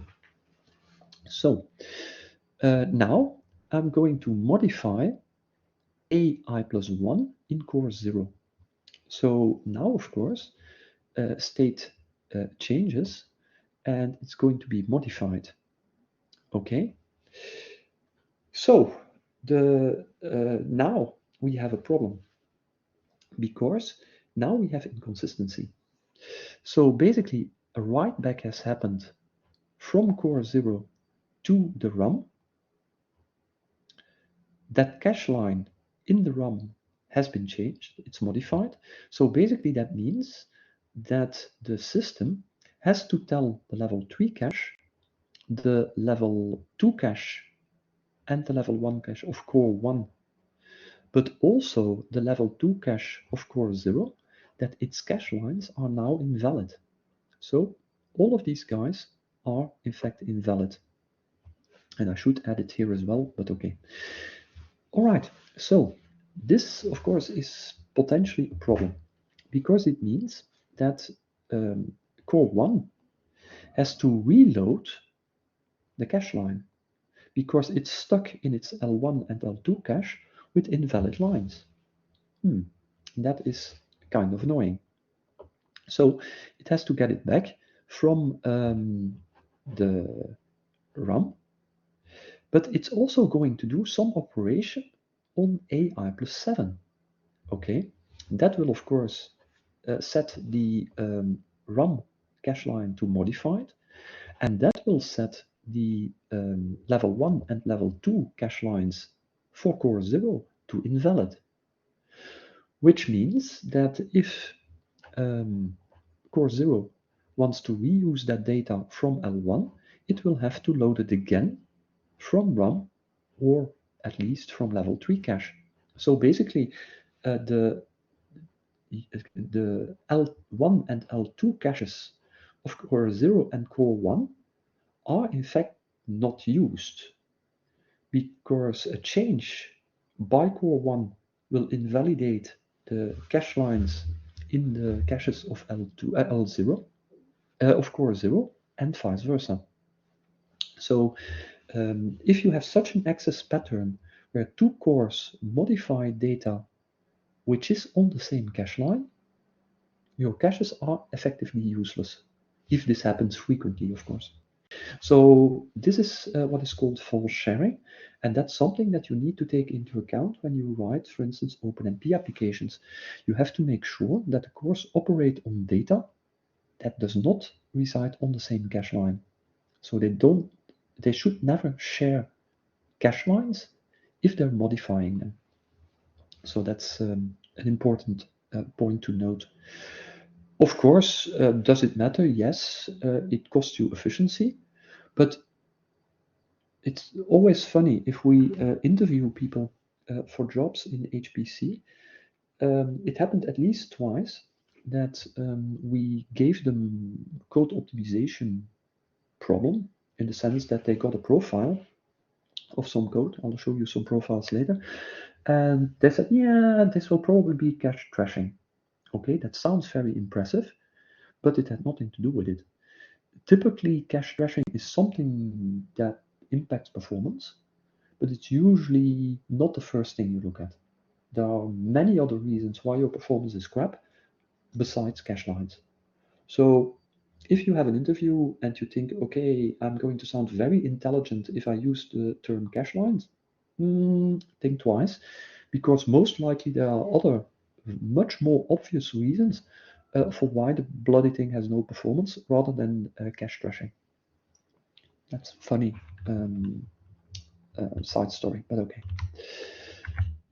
Right, so bad news and good news. The bad news is you lose performance, and degradation can be pretty severe by a factor 1.5 to 4, depending on how bad things get. And it can be very hard to spot. So, for instance, it can also be global variables, which are close in memory. So global variables are bad. We know that from a semantic perspective in program design, and don't do global variables are ugly, etc., etc. But they also have an impact potentially on performance. So keep it in mind. But that is hard to spot. How are you going to know unless you're really going to dig in and to actually look at which particular address variables are, etc., etc. The good news is that compilers get smarter all the time, and they can detect quite a number of cases. And they will make certain variables implicitly thread private so that they're not shared between threads, and that helps. So, okay, for GCC, that means Dasher 2 or better. For Intel does it anyway, so that is not a problem. But avoid it. If you think, okay, there is a risk of cache trashing here, look into it.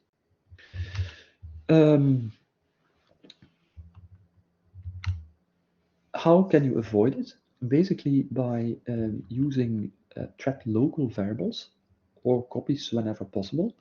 So basically that is an OpenMP thing in the sense that you can, for each variable which you use in for a particular thread, you can say whether it's a shared variable or whether it's a thread private variable. If it's a thread private variable, of course, it's not going to be subject to cache trashing. If it's a shared variable, it might. So that depends. You can also use alignment, and that is for global variables, and you can do that using specific annotations. So in this case, we set the attribute to align on 64-bit boundaries. And 64-bit is, of course, 8 byte. And 64 bytes, and that is, of course, the size of a cache line, not coincidentally. So you make sure that this thing, that counter T0 and counter T1 are not going to be on the same cache line. Hence, no cache trashing. But of course, this costs you memory consumption, because if they are aligned at a cache line, that means that the remaining, this is integer, so this is 4 byte, so the remaining 60 bytes of memory are not going to be used. So there is a price to pay for alignment. Here it's in Fortran. So basically, you can do this with a specific Intel directive. You set the attribute to align on, in this case, 16 bytes. Okay. Avoid C structures. Well, avoid sloppy let out C structures. So basically ensure that structs are aligned to multiples of the cache line length. So for instance, in this particular case, we would have a struct that actually contains 3 elements, X, Y, and Z. So basically that means if we have an array of those, or we have multiple of those in memory, then actually there would be multiple on a cache line. If you want to avoid that, then you can simply pad the structure by adding some data which doesn't do anything. And now, of course, we have 8 double precision elements rather than 5. The 3 which are interesting, and 5 which are just there for padding. And now, of course, the struct itself is 64 bytes or a complete cache line. And now, of course, it's quite safe to have such an array, and we align it on a 64K boundary, so that basically an element of this structure, an element of that array, which is an individual structure, is stored in a single cache line.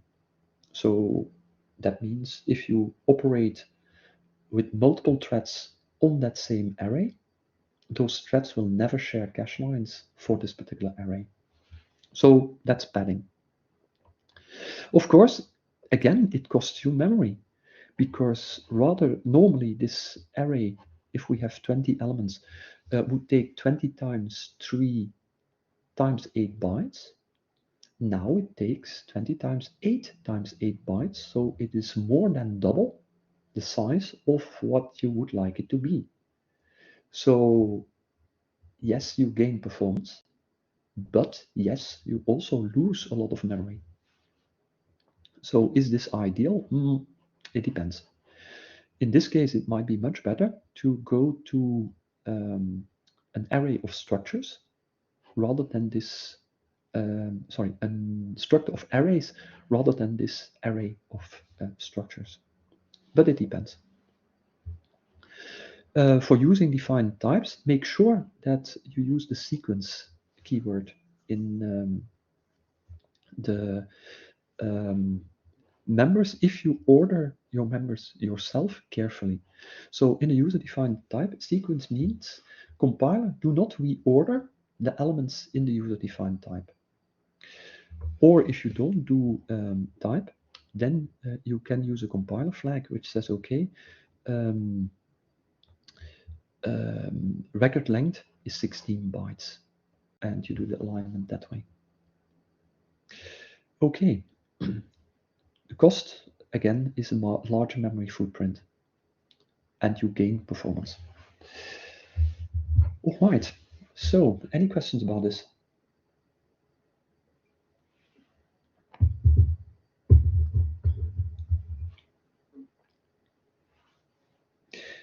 One general remark, one of the things you may have noticed through the presentation is that I started by performance considerations of sequential programs.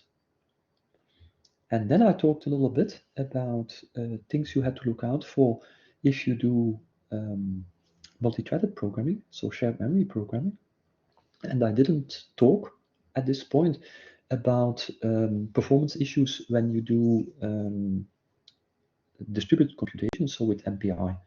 If you're interested in that, in the MPI training, which we'll do somewhere later this year, I will talk about performance issues for MPI. I'm not going to do that here because of time constraints. But this is the order in which you should consider optimization. So if you have an MPI application, don't start with optimizing the communication. Don't start with optimizing the MPI part. Start with optimizing the sequential part of your program, the sequential computations. Same if you do shared memory programming, start with the sequential operations and only then look into the performance tuning for the fact that you have multiple threads, etc., etc. So always start at a single node, always start from a good sequential performance. And that's the idea. And that's the general advice that I can give you. Always start single node. Anyway, how do you know what to optimize, where to look for? Well, you can stare at your source code and think, that looks nice. This I can optimize. Yeah, it's true. But you might be wasting your time. So, because having intuition about performance bottlenecks is very often an illusion. Very often you're surprised. You thought, okay, the performance bottleneck is going to be this. You fix that, and it turns out that your program is not significantly faster. That your optimization, and that might have been quite some work, just didn't pan out. So how do you deal with that? Well, measure the performance and try to identify numerically, experimentally, where your bottlenecks are. And this is called profiling. So basically, you can profile. You can use many programs to profile. There's quite a lot of software out there. So for sequential programs, you can use gprof, and that just comes with GCC. It's very easy to do. You just compile with -g, and you compile with -pg. So pg for profiling, and the -g is necessary because you want to have a link between your source code and your profile. So you want to see the names of the actual functions which were called, etc., etc. And of course, to do that, just like for debugging, you can add the -g flag, which just inserts source code information into your executable or into your library. Does that have a performance impact? So I'm now only talking about the -g flag. No. I mean, your code runs exactly as fast with or without -g. That has zero performance impact. Of course, it makes your executable a little larger because information is inserted into it, but yeah, typically that's not something you worry about too much. So that has no performance impact. Of course, adding the -pg flag, that will have impact because measurements have to be made, a report has to be generated, etc., etc. So that has some performance impact. Okay, so the next step after building your application is running the application. and preferably with representative data and settings.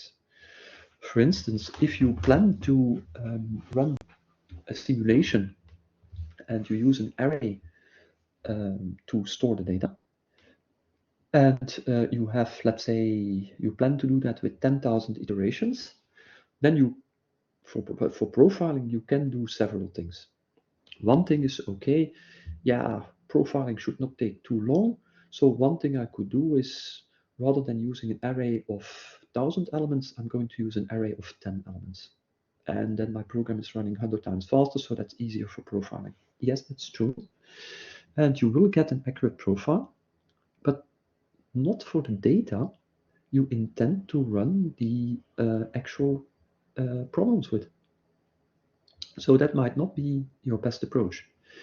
It might be better to use arrays of size 1,000, but limit yourself to only 10 iterations rather than 1,000,000. Because then at least the data which you use is representative. And we've seen several examples of where the data size actually impacts the performance quite a lot. If you have a small array, that makes a big difference with respect to cache reuse. If you have an array of a certain size, that might actually impact your performance if it's a multiple of 2 or something like that. So basically go for data which is more or less similar to what you plan to produce to use in production. And of course also for settings.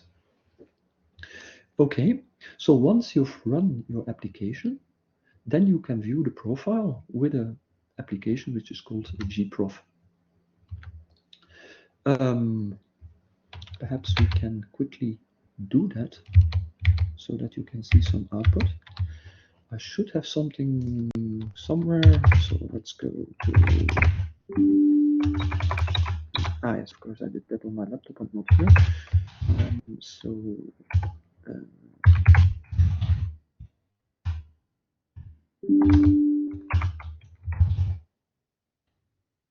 I don't have the repository here. Okay, let's just quickly grab it from GitHub.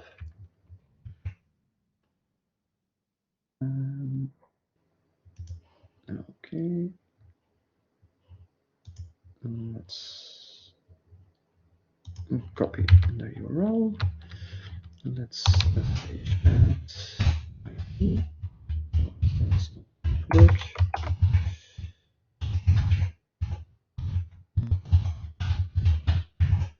Okay.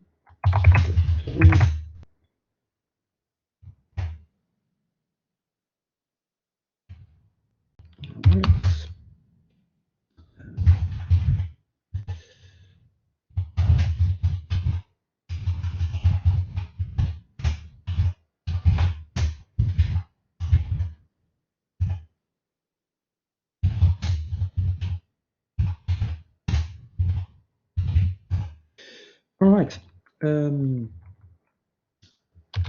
Let's move to source code.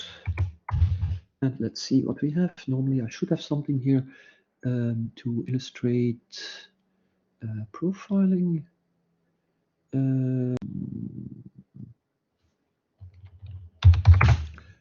Use whatever, doesn't really matter. So let's make this. Let's check this make file because I don't know what's in it, so that's a bit stupid. Yeah, it's of course not going to profile. So let me just use the settings. So I'm going to use GCC. I'm going to do full optimization. I'm going to add debug information. I'm going to profile. I don't care about warnings here in this case, so that's enough. The thing is called branches, and my executable is going to be called, I'm going to give it a name. Okay. Oops, what's going on? In function count, if it's unhappy, log. Okay, so I need to add -lm because it's doing some numerical stuff, and I need the mathematical library. Okay, quickly have a look at the code. Do I need to do something to run it? I mean, to provide arguments? No, it's optional. And there are some default values which I can likely live with. Okay, so let's do an ls. So basically, as you can see, I've got my executable. I'm going to run it now. Okay. So it did something. I don't even remember what that does, but it doesn't matter. Let's have a look now. So now you see this gmon out thing here. And that is actually my profile. Well, the profile information. I'm going to increase the font size a little bit because now it gets more interesting. And I'm going to enlarge my terminal because I know that I need some longer lines. So basically, let's now run gproc. Okay. And I run that, if memory serves, just on the name of the executable. Yeah, and should have piped that through less because otherwise you don't see anything. So this is basically the profile. And here you see the functions which were called. So in this case, there are very few. You see the number of times that a function is called. So each function here is called 2 times. And basically the time which is spent in it. So this was really, really too fast. So this is not going to be interesting, but I can, of course, make the problem a little bit bigger. So this is an array size. So if I do that for 10,000, 100,000, million, 10 million, 100 million, then it should take a little longer. There is a random assignment. That is unfortunate. Because random number generation typically takes quite a lot of time. So this was a little over-enthusiast. Let's reduce that a little bit to, let's say, 1 million. No, this is 100,000. Let's try. Okay, this is still fast. Let's do 1 million. Okay, that is better. So let's look at the profile now. And then you see that indeed we get some timings here, which are more meaningful. So as you can see, in this particular, this took half the time. This took a little less than half the time. And the init function, in fact, took about 4%. You also see the cumulative seconds and the self seconds. So basically, the cumulative seconds is the time spent in the function, so in COUNTIF, and in whatever functions that function calls. The self time is the time in the function itself, only without counting the stuff it actually calls. And then you see here the number of calls, as I already mentioned, milliseconds per call and total milliseconds per call. So basically, this gives you some information and allows you to see which functions to concentrate on in order to optimize your code. It's always a very good starting point. There is another representation here as well, which is basically hierarchical in the sense that this tells you from which function a particular function was called. Here it's pretty boring because everything is just called from the main function, so nothing interesting goes here. But here you see something, this init thing, and here you see some stuff which is optimized out by the compiler. So this looks a little weird. And again, here you have explanations and so on. So this is a quite useful tool, and as you can see, it is very easy to use. This, of course, is only for sequential code. I'll come back to better optimizers, better profilers later on. But let's first talk a little bit about feedback-guided optimization, because it relates to this profiling thing. So the idea is that, in fact, what your compiler can do is optimizations which are based on a static analysis of the code.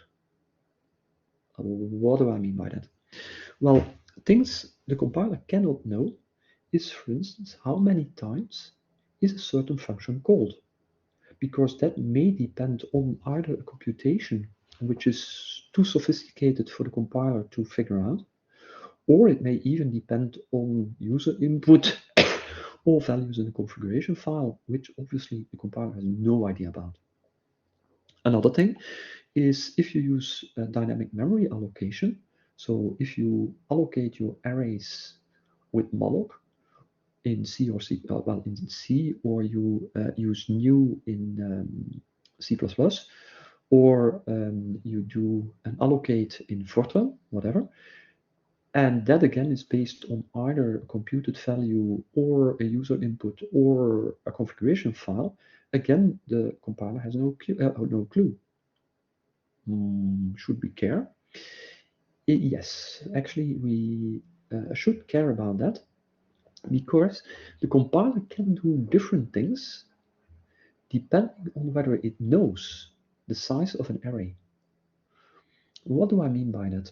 Well, basically, if the compiler, if the size of the array is unknown to the compiler, it has to make sure that it generates code which is always correct.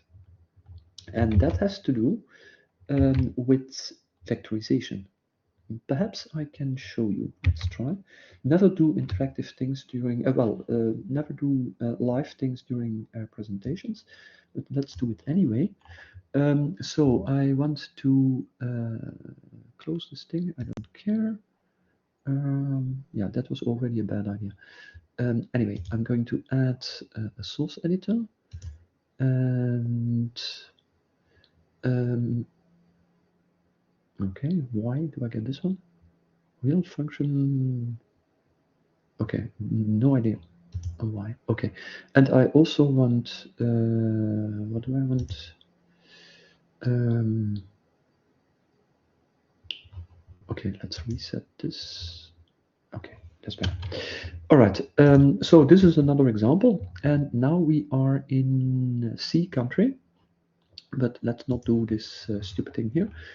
Let's do something else. So let's say that we have a function, and it produces a double, and it is called f, and it gets double a and integer n. Right, and what does it do? It defines result, and it sets it to 0, returns that. As you can see, the code updates, the machine code updates live, so that's rather nice. This, of course, is not very interesting, so let's add some computation. So for int I is 0, I is less than n, plus I. And what do? We do result plus equals, what's the name? AI. Okay. And let's multiply by 2 for good measure, just for the fun of it. And that's my function here. Okay, so if we look at the part in red, then you see that quite a lot of stuff happens. You recognize things like add, you recognize things like there should be a multiply somewhere. No, my multiplication by 2 is apparently done by adding the thing to itself. Okay, because addition is a little cheaper than multiplication, let's make that impossible. Let's do it this way. Now there should be a multiplication somewhere. Where's my multiplication? Weird. Here it is, mul SD. Here it is. So this is my multiplication. So basically, this is my loop, and it's fairly straightforward. Okay, but this, of course, is at default level of optimization. So let's, and then the new compiler isn't doing anything. So let's make this O3. And then you see that things get significantly more difficult, and that the code looks quite different here. So here is now my multiplication and my addition. And as you can see, it's already implemented differently. The instructions are also slightly different. There is a PD here, so a packed instruction. So it has done some vectorization. So let's add -F3 vectorize.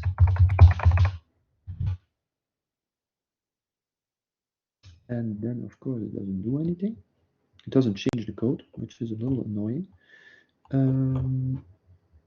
Let's arc prefix2, which is not okay. Which is not okay. I have to say something more specific. Let's say Broadwell.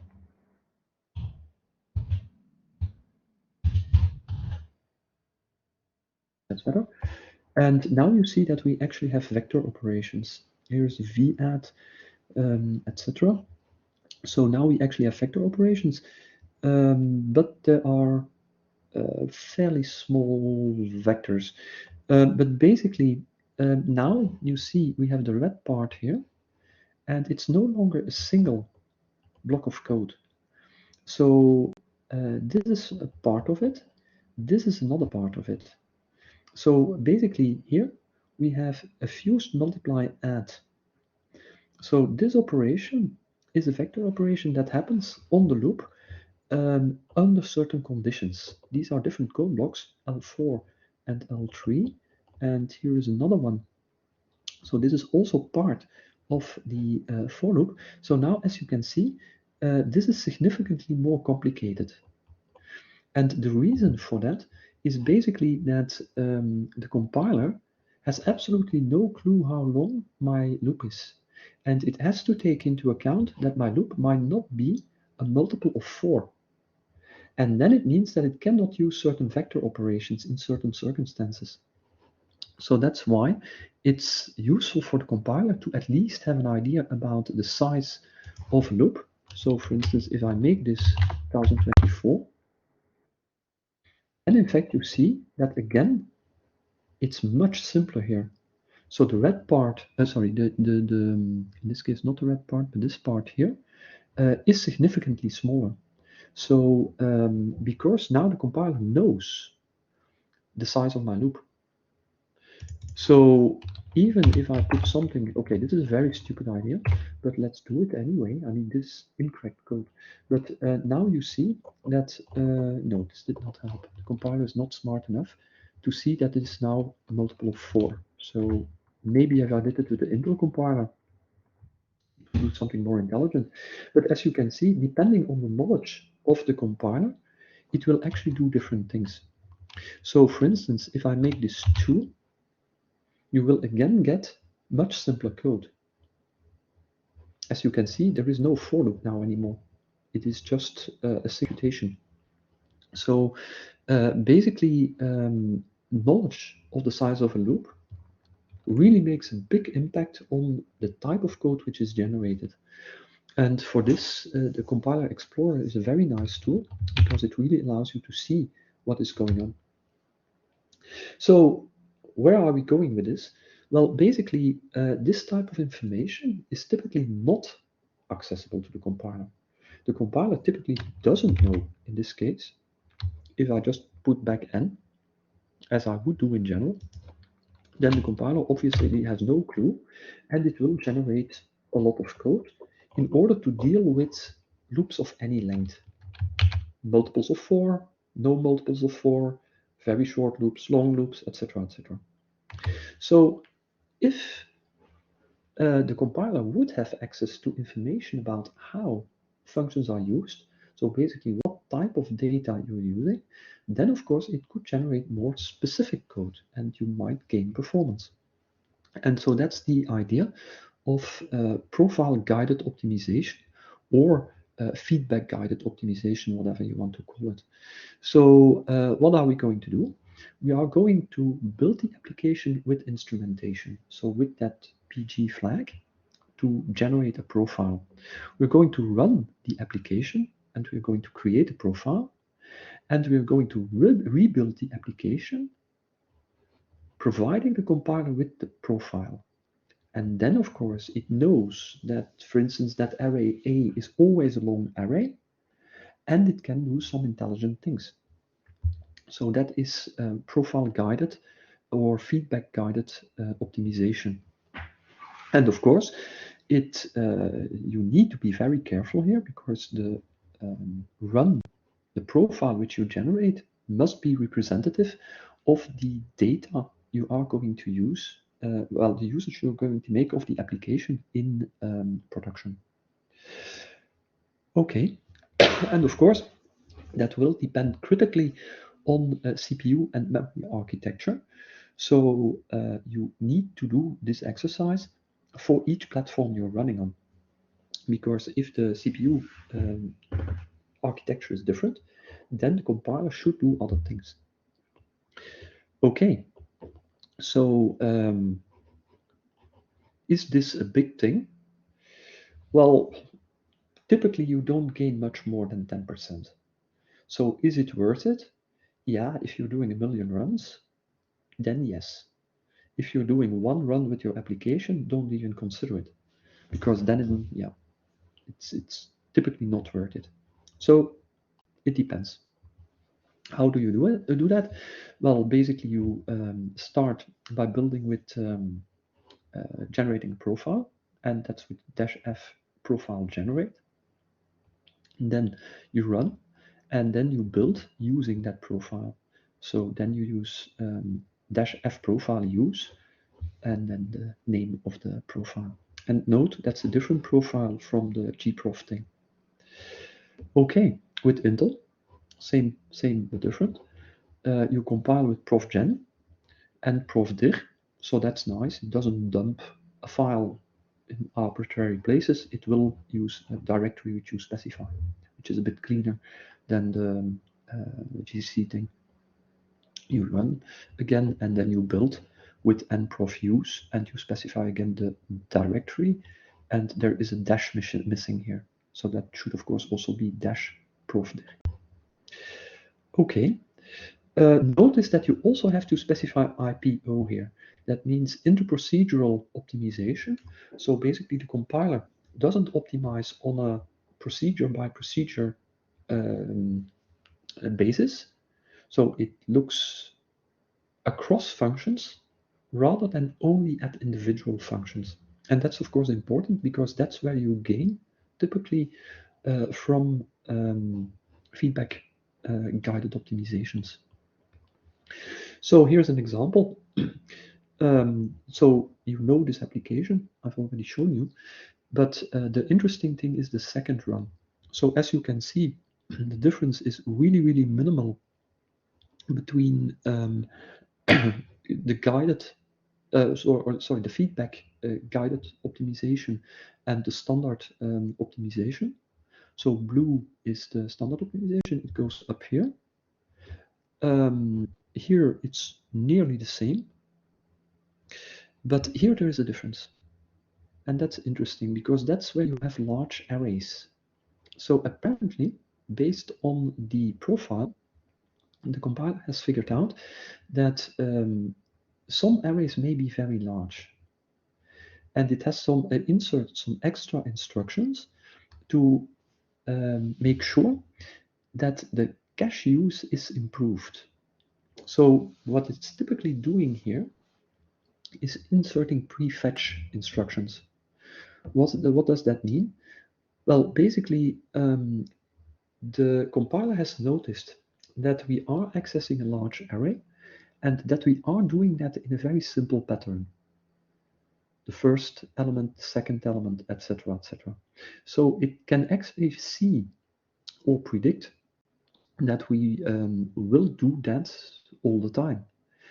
So it inserts some extra instructions, machine level instructions, into the executable, which say, well, okay, I'm not yet asking for that data, but please fetch it anyway.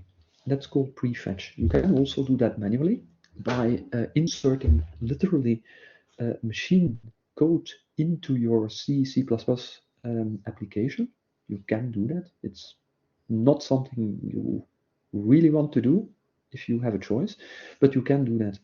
And as you can see, it can help pretty considerably, because here we have a rather significant performance improvement. Of course, this is a very synthetic benchmark, and as I mentioned, in practice, typically you don't gain, like here, a factor of 60%, no, 40% or something. So typically you would gain something like 10%. But as you can see, it can help. Okay, we are not at the conclusions yet, because I want to show you something about profiling with a better tool. But let's pause for a second and ask whether there are questions or not, because the rest of this is more on profiling and the demo of the profiler, which I personally like the best. But again, that's accounting for taste. Okay, so if there are no questions, I'm going to switch presentations. This presentation is just like the other one, of course, available in the GitHub repository. All right. So there are many profilers out there, and basically Intel has tools which come with one API, or which you can have in your typical cluster edition or development edition of the Intel compilers. They are typically available on VSC infrastructure. There are other profilers, open source profilers, like Scalaska, for instance. There are others, which is the other very famous one. It escapes me at the moment. But at KU Leuven, we actually decided to invest in tools created by ARM. Back in the days, that was a different company, but it's bought by ARM. And they have two very interesting products. Well, actually nowadays it's one interesting product, which is called ARM SourceForge, but it has two components which are now integrated. One is MAP, and the other is DTD. Is DT, sorry. I always have to be a bit careful. In a previous life, I worked a lot with DTDs, and that's something entirely different. So DTD. DDT. DDT is a very nice debugger. I really love it.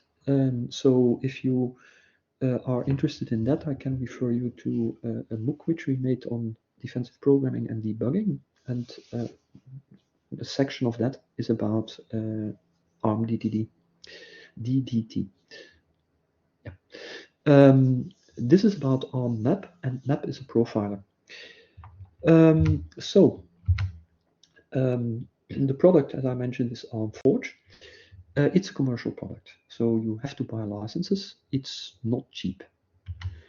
So it works on a cluster with floating licenses, and on Genius we have a license with 64 tokens, if memory serves, and that means that you can run 2 map sessions with 32 processes each, or you can run 1 map session and 1 DTD session, each with 32 processes, or you can run 8 DTD sessions with 8 processes each, and so on and so on. So basically, a process corresponds to a token, whether you use that process to debug or whether you use that process to profile. And of course, the total count is over all the sessions, and sessions may be by different users. For instance, I can run map, someone else can run DTD, but that means that in total we should have no more between us than 64 processes. Okay, so that's basically how that works. All right, so what can you do with map? And the same applies to DTD, by the way. You can use it for serial applications, but that's maybe a little bit overkill. You can also use it for shared memory programming, for instance, OpenMP. You can also use it for GPU programming with CUDA. I don't think I'm not sure we currently have the license for that. I should check. But anyway, but you can also use it, and then things get interesting, for distributed programming, and it supports explicitly MPI and UPC. Support for co-array Fortran is probably pretty experimental, but then again, the whole implementation of co-array Fortran is pretty experimental as such as well. So it's a very interesting programming model, but whether you want to go there is a different discussion. So basically, if you have a hybrid application, MPI with OpenMP, then basically it's definitely the way to go. And also for MPI applications, it's an excellent debugger, it's an excellent profiler for these purposes. The nice thing about DTD is, and map, by the way, is that it has been designed to debug or to profile at scale. Because how are you going to deal with 10,000 processes? If your user interface is not designed for that, is not optimized for that, it's just not going to work. You won't see, okay, how is this in English? There's an idiom for this in Dutch, but I'm not sure how that translates to English. But anyway, you will have an overload of information and you can't find your way. But the advantage of ARMForge is in fact, or SourceForge is in fact, that the interface is such that it's easy to use and that you don't lose an overview of what your application is doing and the information which is shown. There are, of course, alternatives. For instance, Total View by Rokewave is one alternative to DTD. You can, if you're very brave, try and use Eclipse PTP. Okay, sometimes it works. For profiling, there is Scalaska, which I already mentioned. Yes, Paraver was the one I couldn't recall the name of. So those are open source tools. I should add commercial tools by Intel, actually. And yeah, nowadays they're also in the one API, so you can actually use them for free as well. Yeah, I should add those. Okay, so we are talking about profiling, not debugging. So what's your typical workflow? First, already mentioned that, concentrate on a single node. Profile and analyze bottlenecks. Use gprof or use map. You can use map pretty nicely. How is your memory access? How are your caches used? Are you using vectorization? Can you add more vectorization? How is branch prediction working? Can you avoid branches? Can you do something there? And do you have OpenMP overhead? So this is the first step. And then only when that is as good as you can get it, only then turn to internode communication. And so basically profile and analyze the bottlenecks, look at the granularity of communication, at the pattern of communication, see whether you can improve things by substituting MPI calls by more performant MPI calls, because some MPI functions don't scale, but there are alternatives in the standard which do scale. So if you have older code, it might be nice to have a look whether there is a scaling alternative to a non-scaling old implementation. Look at your domain decomposition and so on. So these are things at the second stage when you're at internode communication optimization. So basically, there are two ways to do profiling. One is sampling, and basically that's the one which MAP uses. So basically that means that periodically, say once every millisecond, the call stack is being recorded, and basically that tells you all these samples how much time is spent in a function. Because if you spend a lot of time in a function, there will be many samples in which that function is on the call stack. Easy. So that's one way to do it. The nice thing about that is that you don't require any instrumentation. So there is just another process running. That process is going to look at the call stack of your application, and your application need not to be modified. That's a good thing, because that means that you're measuring the real thing. So that is definitely an advantage. And the only thing you need to do is to make sure that the application which you are profiling is compiled with -G. So with debugging information, again, that has no performance impact, so you need not worry about it. And if you do that, of course, then you have a link between the information that MAPS provides and your actual source code.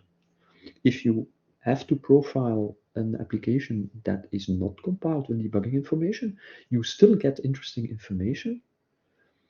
But of course, you can't really link that to the source code. So then you have to rely on compiler-generated procedure names and so on, which is a bit more intricate, but it's still possible to gain quite some insight. The overhead of sampling profilers is minimal, so that is of the order of 5 to 10% at most, so that is quite good. It works with many MPI implementations, so it natively knows about Intel MPI, OpenMPI, and MVPitch, and it can work with many others. Typically, we use Intel MPI and OpenMPI on our infrastructure, so that's no problem. By the way, the alternative to using sampling is to use profiling, instrumentation, which basically means that you add instructions to do profiling into your source code. So that's more invasive. The advantage is that you get a more precise information because you decide what is going on, you decide what is going into your profile, and you're sure that even for very short calls, that it will be recorded correctly. The downside is, of course, that you are modifying your source code. So what you measure is slightly different because it's skewed by the time which is required for measuring, and also it will generate more overhead. So in that respect, sampling can be more interesting. For very precise measurements, for very specific measurements, instrumentation can be better. But this is something you can't. No, I don't think MAP supports instrumentation. But there are other profilers that do. Okay, starting it is quite simple. Here's still the Alinea Forge that should be changed into ARM Forge. So load the appropriate module, whatever it is, and then just start map. And then you will get a user interface. And in fact, you will get here a link to both DTD, the debugger, and map. So basically, map is selected here. So you can do a number of things. You can load an existing profile. That's interesting later on. Or you can just say, okay, I click here, I want to profile a specific application. And that is an interactive thing. So you can also run map as part of your job. So then it goes into your job script. It is going to produce a profile, but it's not going to display anything. So you simply generate a profile in a batch job, and then later on you open map, you open the profile, and you analyze the run of your application. So that's of course a very nice thing in an HPC context, because profiling interactively is not really extremely useful. I mean, you want to see the profile, whether you do that interactively or not is in fact irrelevant. So this is a very nice feature, which you would expect in an HPC context. Okay.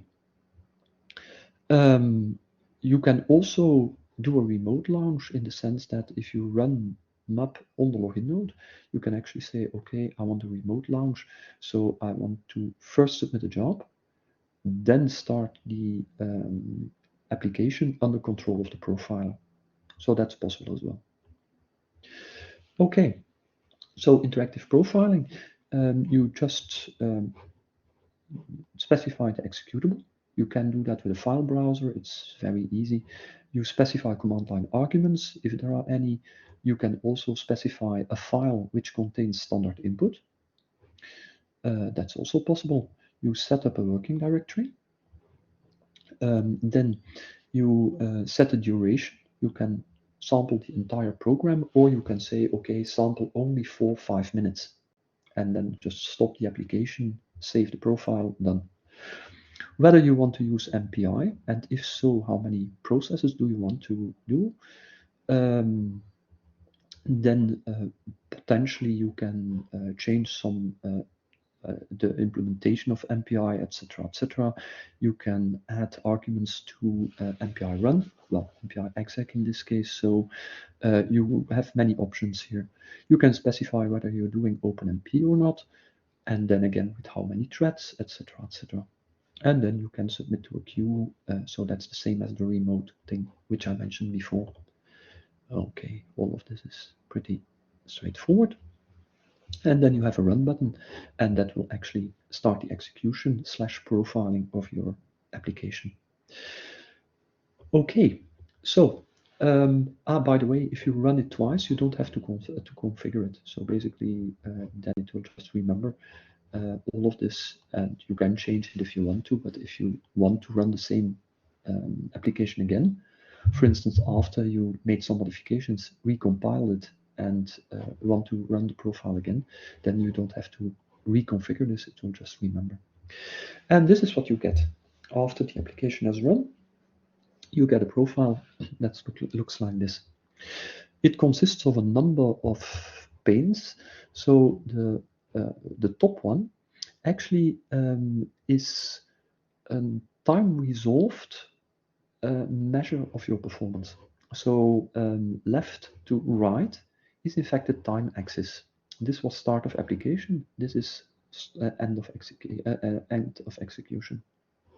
And this is configurable. What you see here, you can configure. What is always interesting is the main thread activity. And you can see that's color-coded. You see regions which are in blue and regions which are in green. And the legend is there, but basically blue is communication and green is computation. This looks bad, because that means that this particular application, in fact, spends most of its time communicating and very little time computing, because there is a lot of blue and there is very few green. And this is also reflected in the second timeline here, which says CPU floating point computation. And as you can see, this is indeed very low. This is 100%. So this is only like 20%, maybe 50% here, if we are optimistic. But as you can see, very little floating point computations are going on. The third is also interesting. So this is basically your memory consumption. And that tells me essentially that this part here is most likely going to be the initialization of your system. And this is the actual computation part. Well, this is not really reflected in the floating point stuff, but okay. So this is interesting as well. And so it's a bit hard to see on this particular slide, but you can see it here. So the green line is the median, and the transparent thing basically is a representation of the minimum and maximum value. So you get some idea of how the spread is between the processes, how the distribution is of these figures on the different processes. And this I didn't mention, but this is for four processes. And you see, if you look at particular time step, that you indeed have blocks, 4 blocks here. So this is the first process, the second process, the third process, the fourth process, or vice versa. I don't know in which order they are, but anyway, so you get here is actually the information who is doing what, or which fraction is doing what, because it's not really ordered. It's just the fraction which is shown here.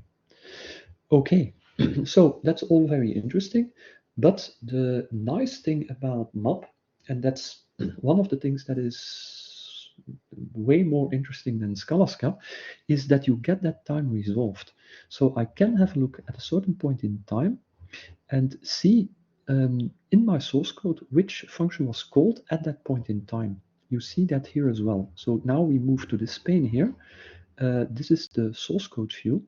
And here you also have a histogram in function of time.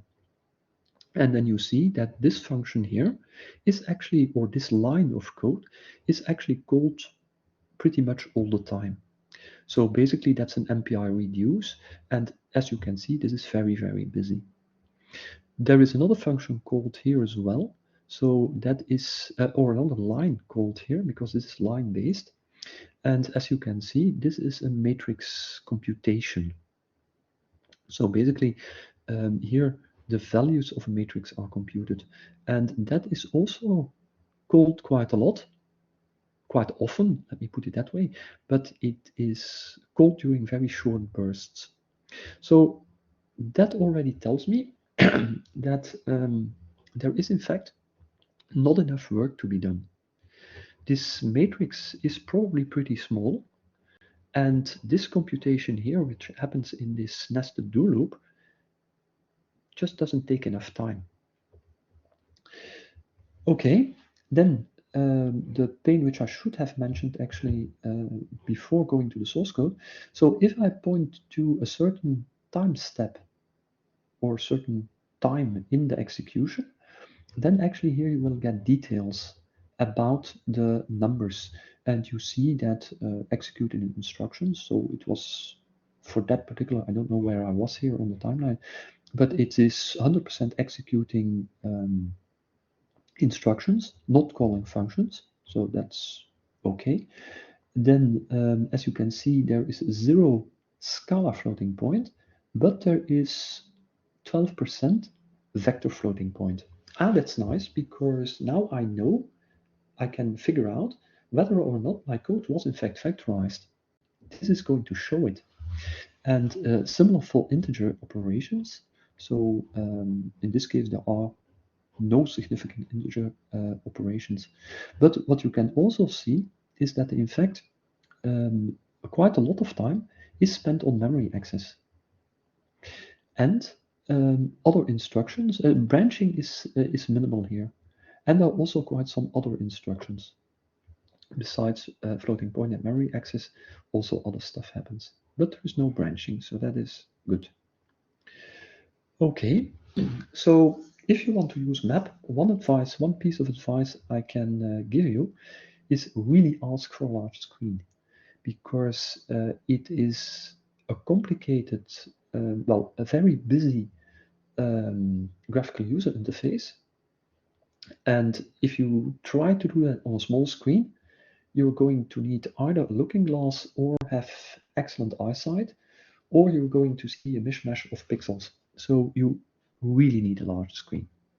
If some of you wanted new hardware, well, okay, this is one argument to present to your boss, that you need a big screen. Okay, so the line breakdown, I already mentioned that, that's the thing here. So basically, this is for a particular line of code, which you can also see, and then you can see what type of operation was going on here. In this case, indeed, mainly memory access.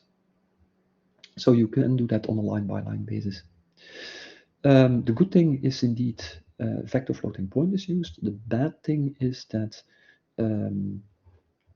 memory access is pretty high. So if we can, it would be nice to reduce it, but maybe we can't. It may be just necessary. And there is no branching, which is also good. So we see quite a lot on this. I already mentioned the timeline. So it can show many metrics. By default, it's CPU floating point and its memory usage. But it can also show CPU instructions, I/O, so disk read and write, and it can show MPI things. So the number of peer-to-peer communication calls, or the number of collectives, the bandwidth which is being used, send-receive bandwidth, and so on. By the way, this can even help you to find some bugs, in the sense that I once noticed a bug in an MPI application because the profile was showing some imbalance between the band measurements. Well, actually, the total number of bytes sent from process to process. So I made a mistake in some boundary condition, and some messages were not being sent. And this was not really noticeable on the outcome of the application, but you could see it in the profile, and then there was a small influence on the actual results. So this can be useful as well as a debugging tool.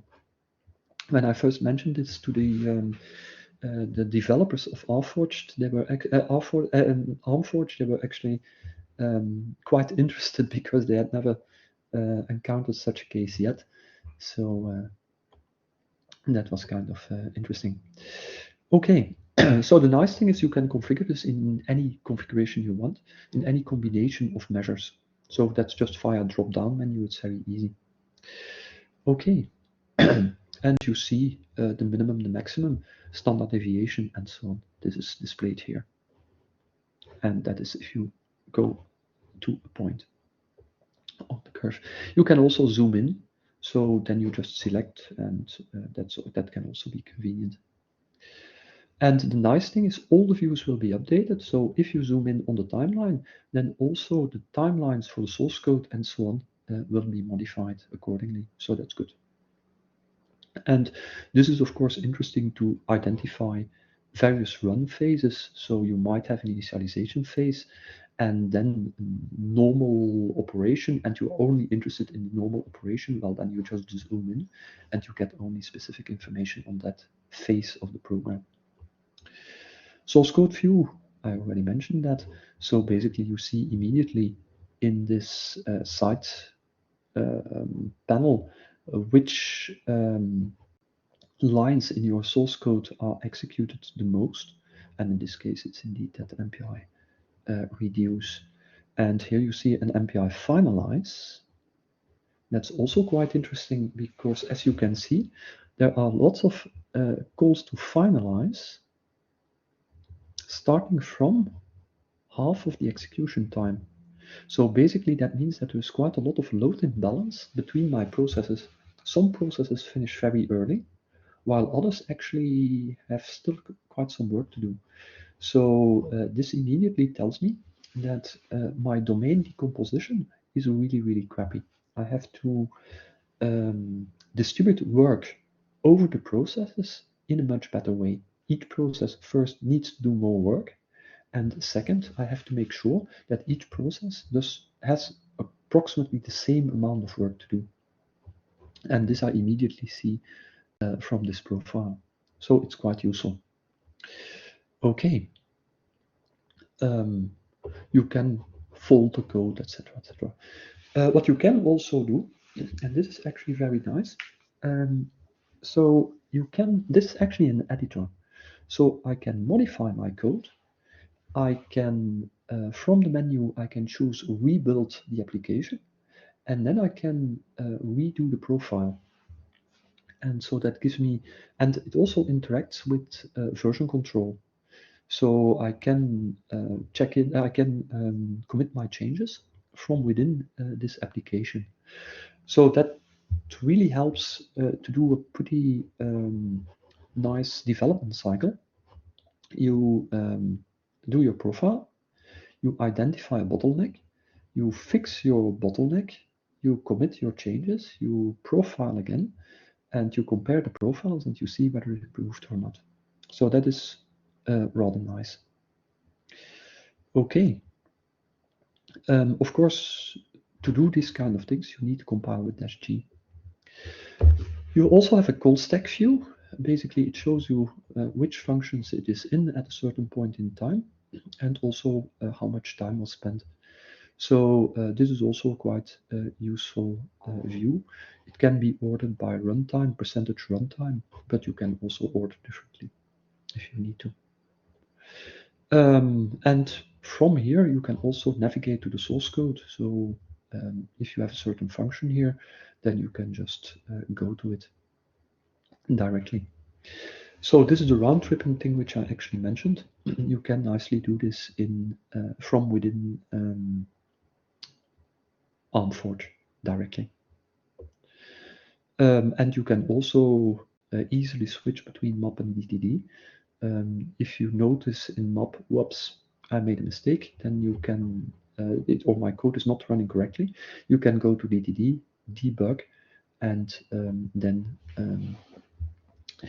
revisit the profiling thing. So that's quite convenient. Okay, you can use interactive profiling in a job. So in this case, you have to specify the submit command. And this is still for talk, but yeah, Slurm is much of the same thing. So basically, you have to specify a regular expression to extract the job ID and so on. You have to specify the cancel command, qstat, etc., etc. And then basically you can set some parameters, and then it gets submitted to the queue. Your user interface sits there, and when the job is running, you will be notified and you can view the profile. So that is a way to do that. Maybe then if you would have to do that because you have to wait for an interactive job to start anyway, then maybe it's better to just do it with a regular job, in a batch job, and then it's very simple. You just use map, you specify the number of MPI processes you want profiling, you can stop after 1 hour. No, it's not 1 hour, this is 3,500 seconds. No idea why I use 3,500 seconds, but okay.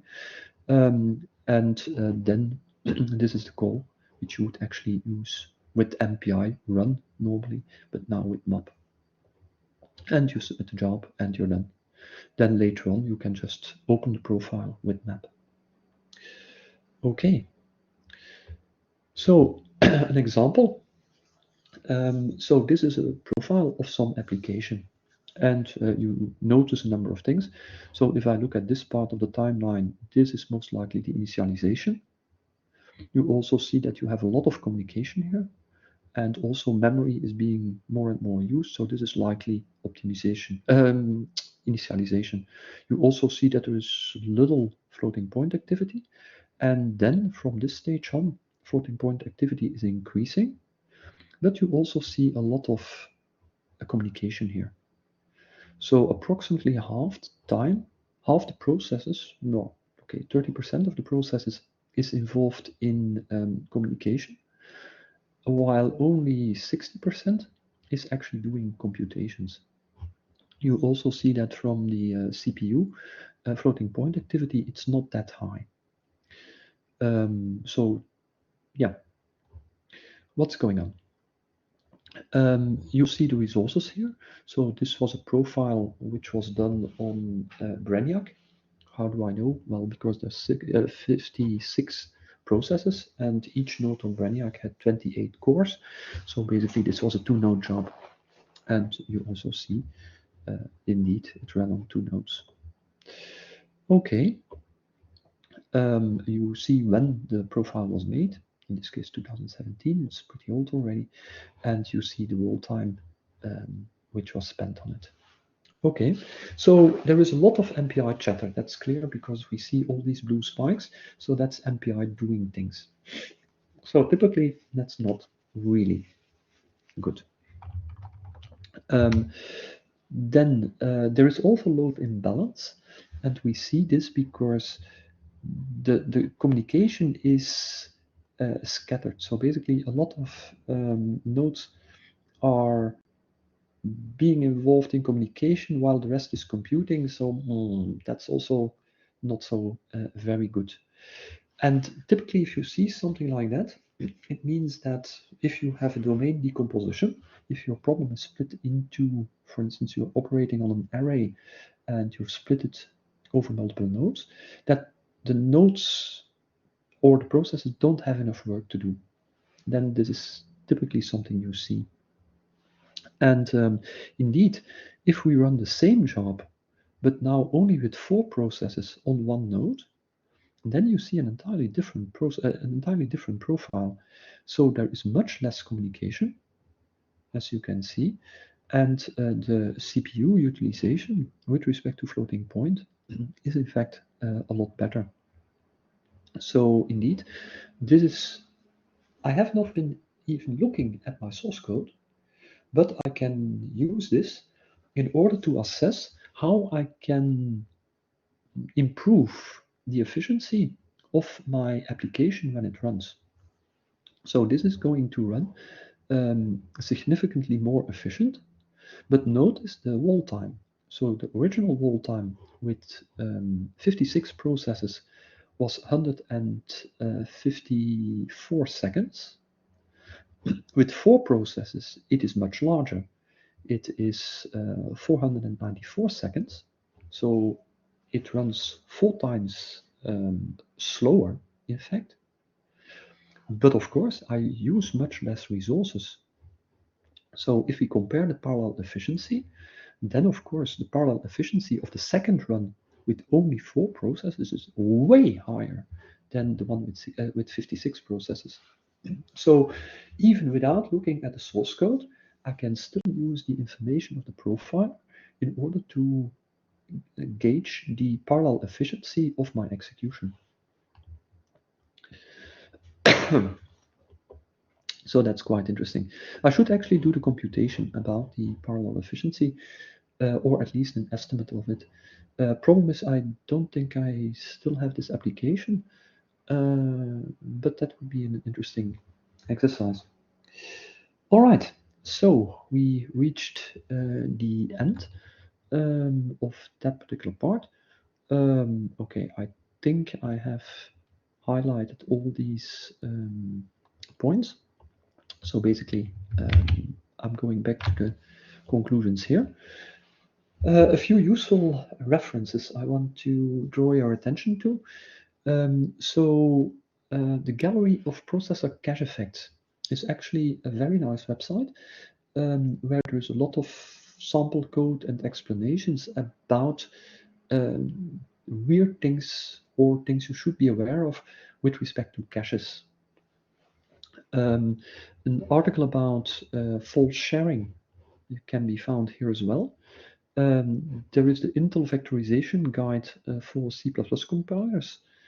This is about auto-vectorization with a very old version of GCC. Probably I should remove this because that really doesn't make sense anymore. But there have been quite a number of attempts in the past to do auto-vectorization, and now, of course, it's kind of standard. Then there is a very nice book, which is the Introduction to High-Performance Computing for Scientists and Engineers. It's written by Georg Hager and Gerard Verlein. Georg Hager is really an expert on optimization. And he's a very nice person as well. So this book is really worth reading. It's available on Kindle. So if you don't want to kill trees, you can even have an electronic version of it. This is the first edition. There is a second edition. I'm not sure that it adds much to the first. Then a little bit about CPU frequencies and Compiler Explorer, which I demonstrated. This might also be interesting. And this is about performance characteristics of transport and buses. So basically, your memory subsystem, your PCI Express bus, etc., etc. That might be interesting. And this appendix is also nice because it lists tools which are relevant. So Intel has a VTune profiler, which I didn't mention, but which is also kind of nice. If you have sufficient memory, because that's a very memory-hungry application, and that's a very annoying part of it. For monitoring, you can use NumaStat and MPStat. So basically, use a profiler before you start optimizing. That is very important. Hardware information, LSCPU is quite interesting. So that gives you cache sizes, NUMA configuration, and so on. LSTOPL, no graphics, gives you more detailed information about the cache topology. Intel has a very nice tool which is called MLC, and that allows you to measure memory bandwidth and latency. And that's very interesting because that gives you information, for instance, about the performance loss, which you may expect if you need to cross the UPI. So if you need, if a core on socket 0 needs data which is stored in the memory banks attached to socket 1 and so on. So these are very nice tools. This is also an interesting slide because it quantifies latency. So on the left-hand side, you have the latency of mathematical operations, starting with 1 cycle for streaming double precision, fuse, multiply, adds, and so on. Individual additions or multiplications, whether it's 4 cycles or 5 cycles, whatever. Then you see that, for instance, a division is substantially more expensive. Exponential function is very expensive. Raising a number to a power is very expensive as well. Error function is really, really expensive, and so on. And this you can compare to the right-hand side, which is drawn at the logarithmic scale.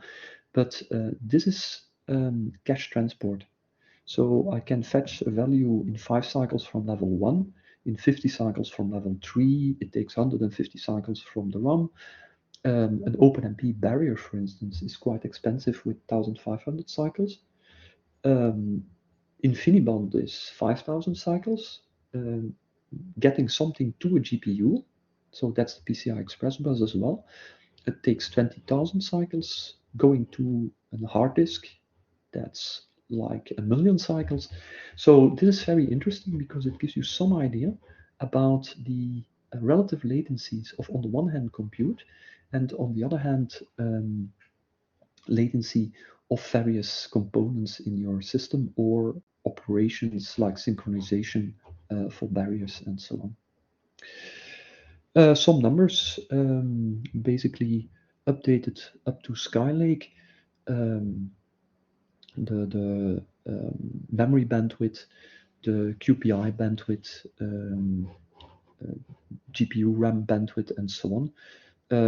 This is quite old. I noticed that it is K40C. I should really update this. It is very old hardware. SATAs, so basically disks and so on. PCI Express. Okay, I think meanwhile we're at PCI Express 4, so that's also improved. And here I should also add the HDR numbers, but this gives you some idea at least. Okay, no problem that you need to go because basically, unless there are questions, we are done. So if you have any questions, feel free to ask. If not, thanks for your attendance, and yeah, perhaps we meet again at some other training. But if there are questions, I'm around, so please ask.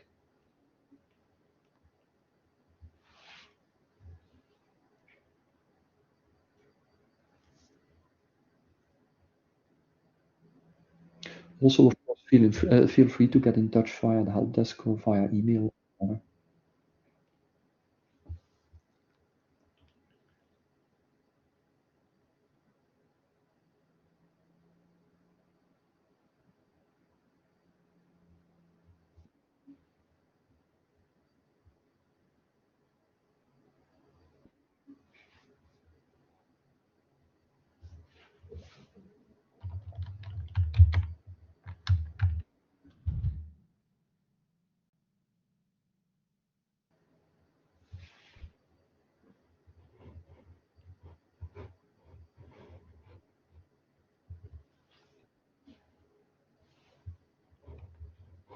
See you.